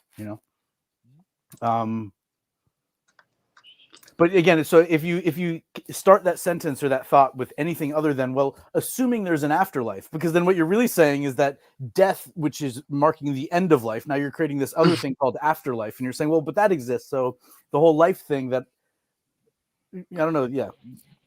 Yeah, I wasn't trying to insert that. I was saying that is the alternative viewpoint that is equally disprovable, or equally indisprovable. But yeah, that's what I meant to say by there. I'm not trying to prove to anybody that there is an afterlife. I think if anybody makes that assumption, this is the Korean version of Sam Newsman. That is so funny. Like everyone's just talking mad fucking shit. Is that you said Korean Sam Newsman? He's everywhere. He's famous all over the world, ladies and gentlemen. It's Sam Newsman. Sam Newsman's here. So long, Sam. It's been a minute. They didn't listen, why didn't you guys tell me you were going to turn on the camera? Oh my God! So the producers didn't even tell me they were going to turn on the camera. I'm the worst. Just go ahead and fire it up. They said, "Oh well, by the way," and next thing you know, I heard Korean you wear that Sam hat. Newsman You wear that hat when you're alone, bro. Pump the brakes. You wear that hat when you're just like alone in like indoors, bro. Dude, it's bright in there right now. You have any idea how bright these lights are? I can't even handle it. I want my hat. It's a good observation, and I was wondering if someone was going to ask about the hat, and the reason why is because it's covering my eyes. Like you say, there's damn lights. Did you get a haircut recently? You do look good, Sam. It's been a minute. I love you. It has been a minute. Listen, I thought I was banned from your channel too. I'm banned all over the damn internet. I thought I was too, buddy. I don't know. My Sink or swim these days. Apparently, we're swimming to the surface. We're gonna make. Well, I always listen. I say that we're all juggling flaming chainsaws underwater in the deep end with no floaties. I feel like that's all of our lives. These are the days of our lives in the deep end with no floaties. Well, you've been paying attention. What have you been seeing going on here? Well, listen, forget about what I've been seeing. I've been listening to this conversation. This conversation is amazing. Reincarnation, time, gene therapy, and gene changing. Oh, man. If only you guys could identify as a puppet like me. and then the world would be great. But you're still humans. Look, we Yeah, could, what's I the could- life? with what's the gene life therapy, you expectancy wouldn't of a have to be puppet? pink anymore. We could make you white. We could make you Middle Eastern. What color? I mean, maybe all the Wait. way towards melanated. Wait, I don't wait. know. I mean, have you ever seen? What's wrong with pink? It's a Dude. condition. In our books, you- it's a are you- medical are you a condition, and pinkist? we're gonna gene therapy it out of you. You know. I This is actually pinkism. have you ever seen this color on a green screen? Like it just pops. There's something special about that kind of Pinkism. magenta paint. I love it. You're a pinkist. Yes. Listen, you wouldn't be the first. You wouldn't Listen, be. I remember a long time ago, Arn Anderson. Remember Arn Anderson of the Four Horsemen? Oh God. One of my first interviews at a convention. Went up to him and I said, "Hey, listen, can I be an honorary horseman?"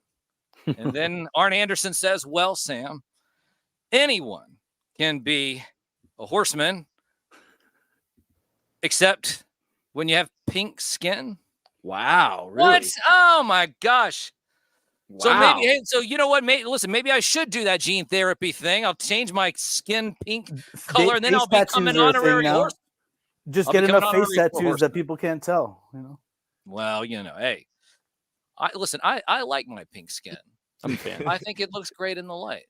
It is nice, but Damn, like, that's what's the life expectancy of a puppet? Like, do you have concerns? Like, do you kind of ever worry about yourself? Like about like this is like a very human thing. I don't know if it's something you. Share with Is he us. gonna outlive his Jordans? I don't know. Well, listen, that's a good point. That's a good point. I should sign the Jordans now, so in case something does happen to me, somebody can just sell them off in my honor, Now, right? interesting news flash, because we have Sam Newsman here. There was a world leader who was just shot a couple times in public, by the way, and also Oh, I saw that. the I did Tom see Brady that. roast was recent. So Tom Brady, there was some auction where it was $3,600 a signature, but I think the paint pens they were using were a little noxious because by the end, his signature didn't really look like his signature anymore, and a bunch of people were complaining that they paid all this money, for a game used Tom Brady thing that they had already bought for X number of thousands of dollars, and then they were going to get I it saw autographed. that. wouldn't even certify it because as a way, it's a secret to when you get famous and you have a book and there's a signing. It's a type of cognitive warfare where your enemy will make a sports star who isn't supposed to perform well the next day for gambling reasons. All of a sudden, the night before, they've got a book signing and they've got these heavy paint markers, and it's like puffing paint fumes for 4 hours. And everyone else in the room cycles in and out and isn't standing directly over it. But everyone wakes up with kind of a hangover. It's like you're using the wrong kind of glue to glue down your carpet or that sort of thing. And just everyone, it's like a user beware thing. It's something your parents probably won't teach you, but don't huff glue, kids. Well, what I'll teach you to do is grab the marker that best suits your fancy. I always prefer the blueberry one. What about you guys? How can we go? What's the round table? What was your favorite sniffy Raspberry. marker? Do you have a favorite sniffy marker? Definitely the Growing up, raspberry. does Did they everyone make remember this? raspberry? There was a I special only kind had of- the 8-pack. To me, it's kind of hit, even though it's fucked up. I liked it. But Yeah. so we Yes. all have the same reference point here, where there were a set of markers that supposedly were safe to sniff for kids, and they all smelled like something different and fantastic, right? Made from petroleum products. They were pretty. Now, what if this is It was like imagine strawberry, that we were just the banana. first generation of looking at kids that the, were testing these products out, and who knows if they were actually safe? But we sure did smell those things, didn't we? Oh yeah. It was mind control. Oops. Well, like I said, blueberry is the best. It's always blueberry. And how come nobody likes licorice? What's up with all the licorice hate, guys? I like Everybody real hates licorice. I People feel hate- like people hate licorice like they hate candy corn. I feel like I don't you hate- understand it. I think it's fake stuff. Like at a certain point, they started getting like so far away from the thing. It's like ketchup, right? Ketchup started out as this like ketchup ancient sauce made of mushrooms you put on steak in the Philippines, and then Heinz turns it into this weird, perishable tomato thing that they can send across. But it's like it's not the railroad. tarragon. What's the Italian spice where certain people have it's like your tongue either tastes it or not? Come on, you got Cilantro? smart people here. What are you talking about? Talking about the cilantro thing with the soap? Cilantro. Thank you, Andreas. Yeah, so I would say that the people's predisposition to liking or not liking cilantro is similar to licorice. I don't know. I think natural licorice is way different than like red stick or something like that. And you might get sick of corn syrup, and that might change your life.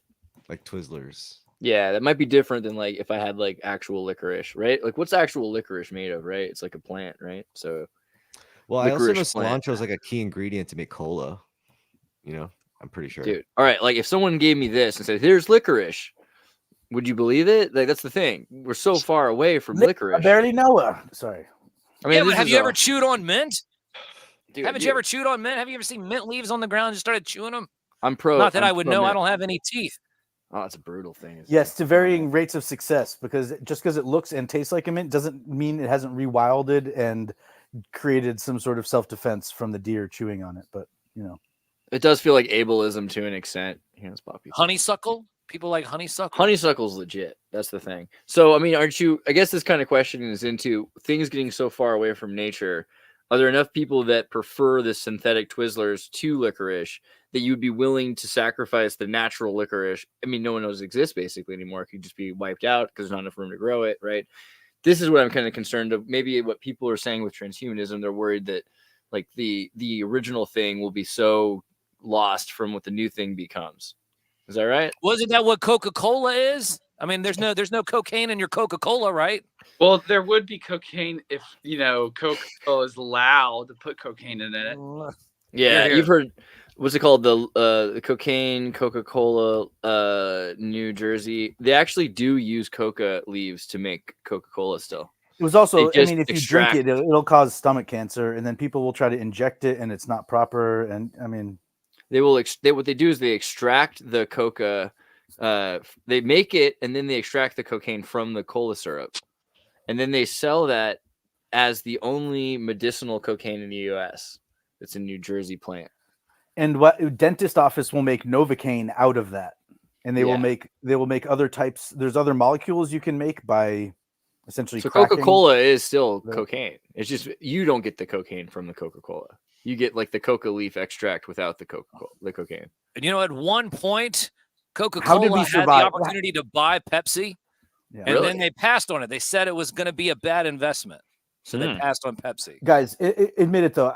One thing I think is underrated: the fact that cocaine was distributed by your soda jerk. There was a guy who had a tank of liquid cocaine that he would mix into the fountain drinks that he would serve to children. Okay, we survived this as a species somehow. We Well, survived. 'cause it We didn't were probably spread. doing better, right? Weren't you doing Like, better? Like the back United then? States didn't do so great. We had the whole depression thing after. People were really skinny. It's like Everyone was skinny back then, but they all talked a little funny now, didn't they? I mean, I don't know, but it's like I think like we should pat ourselves on the back because we still have it. It wasn't a medicine that was like taken away from us, and now it's like Soma or something that it's like we don't know what Soma was because it was too powerful. It was too good. It was Well, the bioavailability of most drugs is not very good for puppets. So I don't know if it's like you're gonna have much of a bias. Well, Yoga said something. He said, pat yourself on the back. You were talking about some things earlier, right before I popped in here. And, you know, sometimes you just have to pat yourself on the back if no one else does. So, Yo, did you know that at blow one yourself point, a kiss.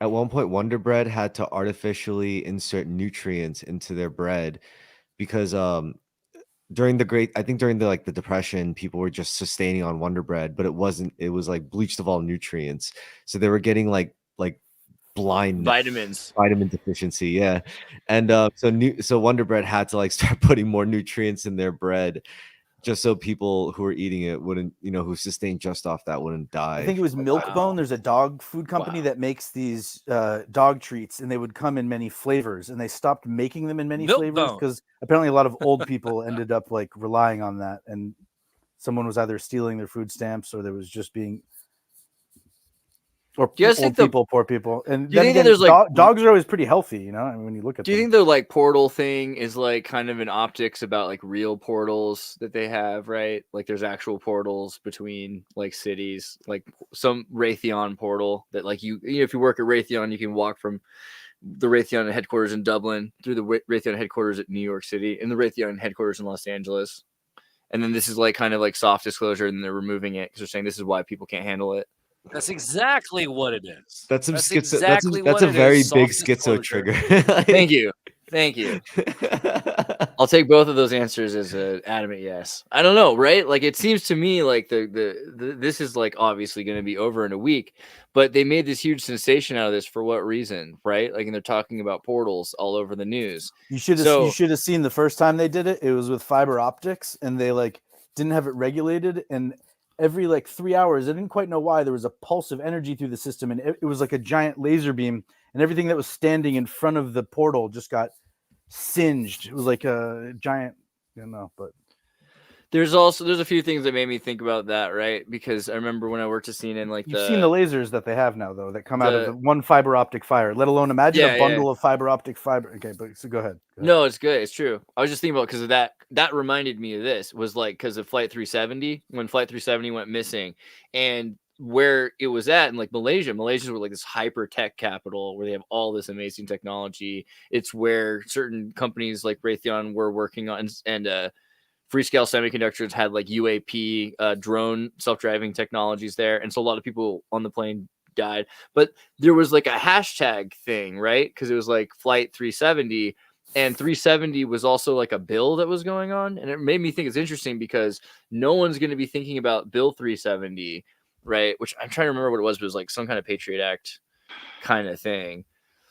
I forget. I'll find it at some point, but it was messed up. The point is, the same thing with BLM, like Bureau of Land Management was making all of these major court cases in America in the 2019, all this 2017, all this period of time. And you couldn't read about it because BLM is what Bureau of Land Management goes by. And at that time, BLM was like the Black Lives Matter movement that was taking over all the space in Google searches. So you'd have to look so much further and try to remove words and searches. It was really difficult to find. And the one really weird sync is that Bureau of Land Management was kind of the department that dropped the ball when it came to the whole 40 acres and a mule thing, but that's a separate issue. But well, yeah, I mean, Bureau of Land Management's interesting because they're creating a dictatorship. Like they have Napoleonic law, and they don't have to use the regular constitution wherever they're at. And so a lot of but these if you were things, like looking for Iran- an entity to sue for reparations and you were trying to come up with the modern day equivalent of 40 acres and a mule, well, that was supposed to have been bequeathed to you at a certain time, and it would be BLM is who you need to go after. But but they're the ones who offered, like Iran Contra wouldn't have happened without Bureau of Land Management, right? Because like they had to produce weapons in California in the desert in reservation lands that only had 6 people. There's a whole thing about how again, this idea of a portal being a fiber optic or an optical link between two places. We talked in previous episodes about being able to 3D print a house on the moon because we have such powerful lasers here on Earth that if you point them at the moon and trace a square, when we get there will be like some sort of thing to inhabit. And it's also a threat against anyone trying to do something on the moon because we'll just like 3D print a house over you kind of and like turn you into glass with a giant laser. But so imagine those lasers, instead of being pointed up in the Earth, just like being like a spotlight and getting to see, like any birds that flew through it would just get incinerated. But we are at the point of Boston is insisting that everything go electrical, and when you have an electrical grid, it's kind of more capable of being toggled on and off, and then could be used to energize a giant reactor that's underneath MIT that no one knows about, or that sort of thing, or power the bunkers that only open every 20 or 50 years, or they got to find a way to siphon off. The Big Dig might be because there is a giant hole underneath Boston that we've like bridged. It's like a viaduct underneath there or something. What's Sam looking up over there? Look at him. He's just like digging away on the internet. What are you you who got shot, Sam? Well, no. Listen, I was sitting there. I was just meandering along and sitting there typing. You were sitting there talking about, what you were talking about, and I'm just sitting here trying to figure out everything. But going back to this, you're like Kurt.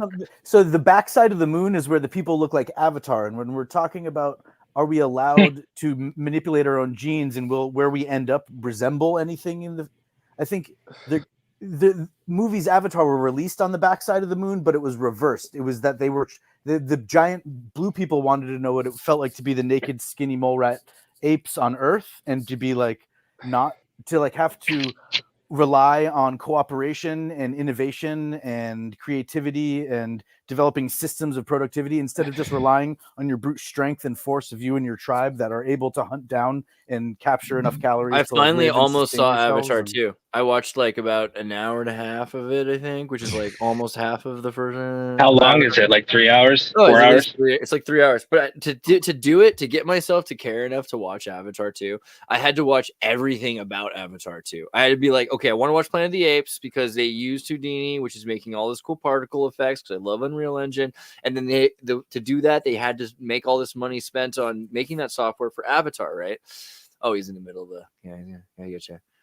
But yeah, so Avatar, then you see the behind the scenes and it's ridiculous. It's just like they're spending $1 billion on this like joke of a movie where it's like Waterworld, literally, you know. And he's got what's her name, you know, Sigourney Weaver. He's like, you know what, you're dead. So how about you come back and play a teenager this time? It's super weird.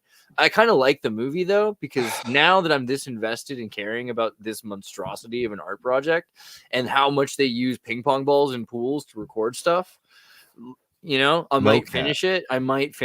Yeah, no, it's not mocap. It felt like it's giant performance GPU. capture. Mocap is motion capture, which is missing the E. It has to be emotional. Sorry. No, I get it. Can I just say real quick that all right, so I kind of remembered what I was thinking about. You know, I was listening to Yoga. He started talking about portals. Next thing you know, he's talking about like lasers on the moon, and I got completely distracted. So when you came to me, I was like, I don't know. I'm lost, trying to wonder whatever the hell he's smoking. That was all part of the plan. Along. Good grief. Okay, about the portals now. About the portals. Okay, it was interesting. Because everyone was thinking, like you said, soft disclosure. But of course, the real story behind the story was how long was it going to take before someone in New York flashed someone in Ireland? Yeah, I think come it was on. 72 hours, I think is what it was. Longer than I expected. Yeah, well, yeah, but it was, but hey, it didn't. It you know, I think what's really the over-under shocking, it was like 72. a cute girl Right? instead of like this old homeless man, which is really I expected it to be. Yeah. You Have just you think the lived in New homeless York? man would just start peeing on it. It's like, hey, Yeah, look. man. I felt Start like they shitting should have right known there. like the "He Will Not Divide Us" protests, like how quickly that devolved into just silly shit. Like you remember the Shia LaBeouf, "He will not divide us. He will not divide Theoretically, us." that brought so many people together that it kind Yeah, of I know. And then Yeah. it's just like people were learning math about astronomy so they could figure out where the flag was located in pictures using Google Yeah. Maps. Like pretty I great just stuff like happened. how like Shia LaBeouf literally went schizo after that. He was just so paranoid that people were following him. Yeah, well, That he they couldn't do probably anything. I have a were, theory but they about were his him. own I think people. I have a theory about him. I think he did that on purpose. I think he self-destructed his career. He wanted to get out of the public spotlight, and so he was acting. I think it was like a Kanye West situation. Why not? Well, then why didn't he just go with Trump then? Like, if you want to really destroy his career, all he'd have to be is like, No, yeah. his life became a living performance piece about what it It's a good feels like question. to be a celebrity and to have no option for anonymity or privacy, really, in what one is doing. And when he eventually wore a bag over his head, or maybe this is Joaquin Phoenix, who went through something the similar. thing is, he said, when "I am you're- not an artist," or something. When you're He said a bag YouTuber over, you know. or you're like a Hollywood person, like so it goes like there's like the A-listers who are like the Illuminati, and then it trickles down until you're getting peed on by Reagan. And I think like after like D-listers, it's like A, B, C, D. E-listers are like these E-line online kind of nonsense. And yeah, like the deal is that nobody's ever going. Like if you want to get promoted, you have to be part of the left because the corporate like Pride Month thing works that way. So you have to like endorse that, which is cool. Like do it. In fact, this is why I'm announcing So my that my was him. endorsement of Hillary Clinton. But no, but like, sorry, go ahead. Sorry. I was saying that was him trying to get with the program, but he didn't want to get with the program. But the problem And is so like also- that was the beginning of his self-destruction. Like after that, he was like, "I'm out. I don't want to do this anymore." This whole Right, divide us because, thing, like, dude. Like because the problem with the right wing thing is because if you're saying, okay, I hate the system, well, guess what? The system's where the money comes from. So if you hate the system, then you're going to be poor and you're constantly going to be trying to get money from people. And so the right wing thing is to get endorsements from like the most ridiculous places because you're so desperate to have money. So it's actually more dangerous because they're the easiest to buy, right? Is the person who's not already bought. And the people that are bought, they're kind of just trying not to say stuff, which is very similar to what happens in the Soviet Union. So it's nothing, new. If you're an artist, you can do it. If you're not, you're going to lose your promotion, right? totally. Like you do have to toe a certain line if you're going to be high up enough. You have to get with the program if you're going to be in the spotlight at all. Or you don't, but Or then you have to sell out to somebody, and like there can be worse, man. I've seen some pretty like What do you mean by that? Well, like let's say like some of the people that are against like big pharma, right? And so we've seen like Act Like You Know. Remind me the name of the group right now that I'm talking about. That is the medical association essentially that's run by like big pharma that's trying to get WHO or the NHIS. No. Yeah, like CVS is bought. Like they're all. This is we just did this. We did this cool thing on Europa where we covered this. Act Like You Know is right there. So tell me the name of the thing. So like, what is it? I'll look it up real quick. No, all these little spots like CVS, Walgreens, and shit. They're all gonna like start becoming like consolidating and becoming like a multi. The wellness group. The wellness group. Okay. So the wellness group is this thing where big money is finding this small money, and the small money is like the promoters, but these are like promoters that have said, hey, I'm too cool for the establishment. You know, like I don't trust the establishment. Establishment stops giving them money. And so then what they do is they put money into them and they say, hey, endorse our thing. And then that thing is questionable, right? That's kind of been what we found is that the wellness group has been associated with, why won't you come online and just tell them yourself? Hold on a second. I'll pull this up. Beyond the Maze Substack. Beyond the Maze. Dr. Drew's on it.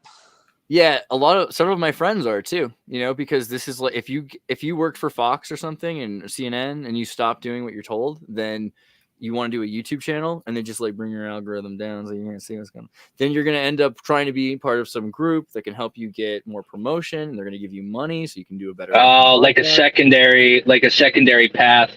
Yeah. Is that? Yeah. I see what you're saying. There's a recent trend in debates and in bringing on, you know, having one person use their platform, not to put their opinion out there, but to act as some sort of intellectual arbiter between two opposing sides.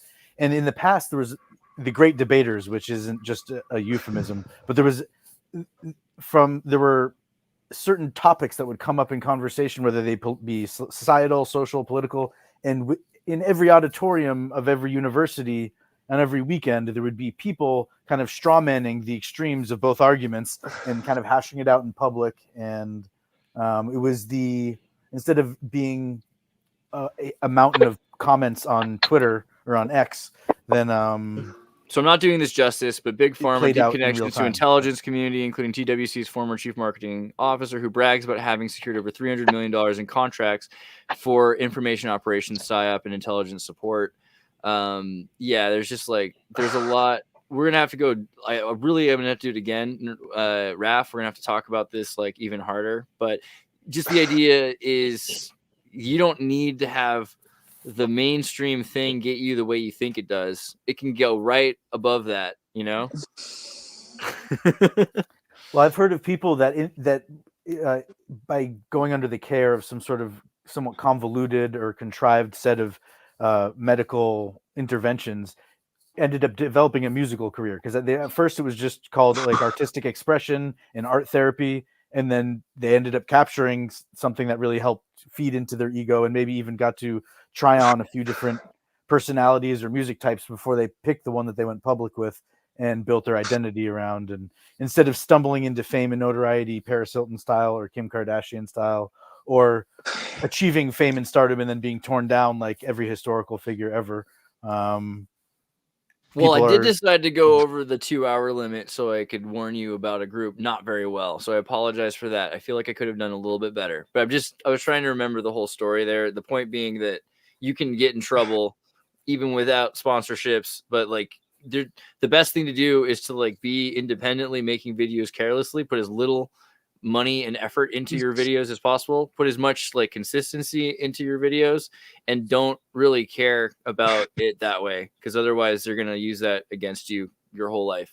That's been my experience. And but don't stand next to the wrong person at the bus station, because it's part of a secret social credit score. Yeah, you be careful at the bus station. I was thinking about that earlier when you're talking about like frequencies, because like our bus station, they started playing all this classical music now, and it really changed the vibe. Like the homeless people, everything is different. But Sam, before we go, does that like only last for a month? No, they've been doing it for like over 18 months or a year now or 2 years. Yeah. We learned about this in the pandemic, though, as a quick little science nerdy thing that's only 10 seconds long. Our phones emit a series of individual kind of quanta of like 3 or 4 digit numbers that string together and are unique. And then when you're close to someone else, it like records that. And so it's a proximity sensor. And when they were thinking about using it for what's it called with COVID and social distancing, and they could tell whether or not your phones have been within a And then certain they distance found out of the each 6 other. feet thing was just But, bullshit. yeah, anyway. That All they- right. they Yeah, didn't so do outside any- of the connotations with the pandemic and the pandemic or the virus, it's an interesting thing to know that your phone is capable of running that type of Yoga, subroutine. I'll see you on Sunday. Chris, any last words? And Sam as well. And then maybe Kurt, but I don't know if he really want to. But we'll try. We'll see how it goes. Say what you want to say. Peace and love. Yeah. See ya. Wait, Nice wait. to meet y'all. Hold on, and wait, speak to no, y'all. wait. He just go peels out. Is that We how might it all? e- Is this how it all ends? It might be over. Oh no, it still says live in the corner. No, it's so. still live. See Okay, us out. listen. See us out. Do your and Okay, now. well, listen. Here. If you could just real quick before we head out, if you go to my Instagram page, or I think also on Facebook, but there's also Richmond.com. We are up for the nomination round for the best local morning radio show in Virginia by the Richmond Times-Dispatch. Last year, we were 3rd place in this competition. But you click on it, Richmond Times-Dispatch. Last year, we were 3rd place. This is the nomination round. Nomination round goes to May 29th. 1 nomination per email. I'm going to say that again, 1 nomination per email. You will have to put in some information. We're going to scroll down, go to entertainment, click on entertainment, and then, you scroll down, entertainment, click, then you'll bless you. And then you're going to scroll down to bless you again. Best local morning radio show, all the way down. It's underneath best band, I believe. Let's see here. It's down. You just keep on. It's underneath. Sam, you have to ask us a question before you go. Well, I Everyone will else- ask you a question. My question everyone is, did have you real good. nominated Newsman yet? Hashtag Okay, there we nominate go. Newsman. Okay. That's what you need to The be call to doing action right there. because we have until May 29th. And there's a whole list of people right there already. It's going to ask you to register. They're not going to spam you. Trust me, we've done this the last couple of years. They're not going to do that. It's try to protect the integrity of the vote, but you can use multiple emails, maybe probably some fake names. But there it is, Sam Newsman, and you want to sit there and you can use that and click on that. And the top 5 shows go to the voting round that will be in July. And so, like I said, last year we made the top 5, and then we made the top 3. So hopefully this year we want to be able to make the top 5 again, and we can do that with your help. Setting the standard, raising the bar, playing Saturday morning cartoons every single Saturday morning, WDCE 90.1 FM, 9 a.m. to noon. Every So single to get there, Saturday. I can click through your Instagram to get to that little voting panel, or do I use Yep, it's on the bio. richmond.com? Correct. It's on the bio. Link. It's in the bio. Perfect. It is in the bio. And like I said, it's the only award-winning radio show dedicated to the magic and nostalgia of Saturday morning, hosted by me, a real media puppet. From the most trusted puppet in media, reporting since Roswell, I'm Sam Newsman.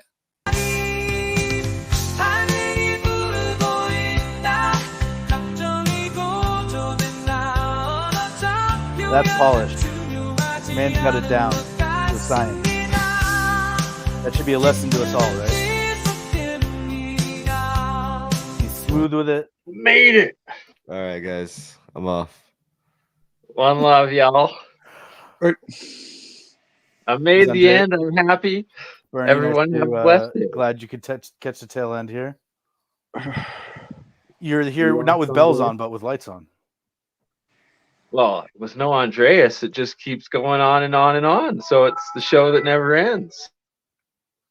Never know. It's a fleeting reality. It's just the 3.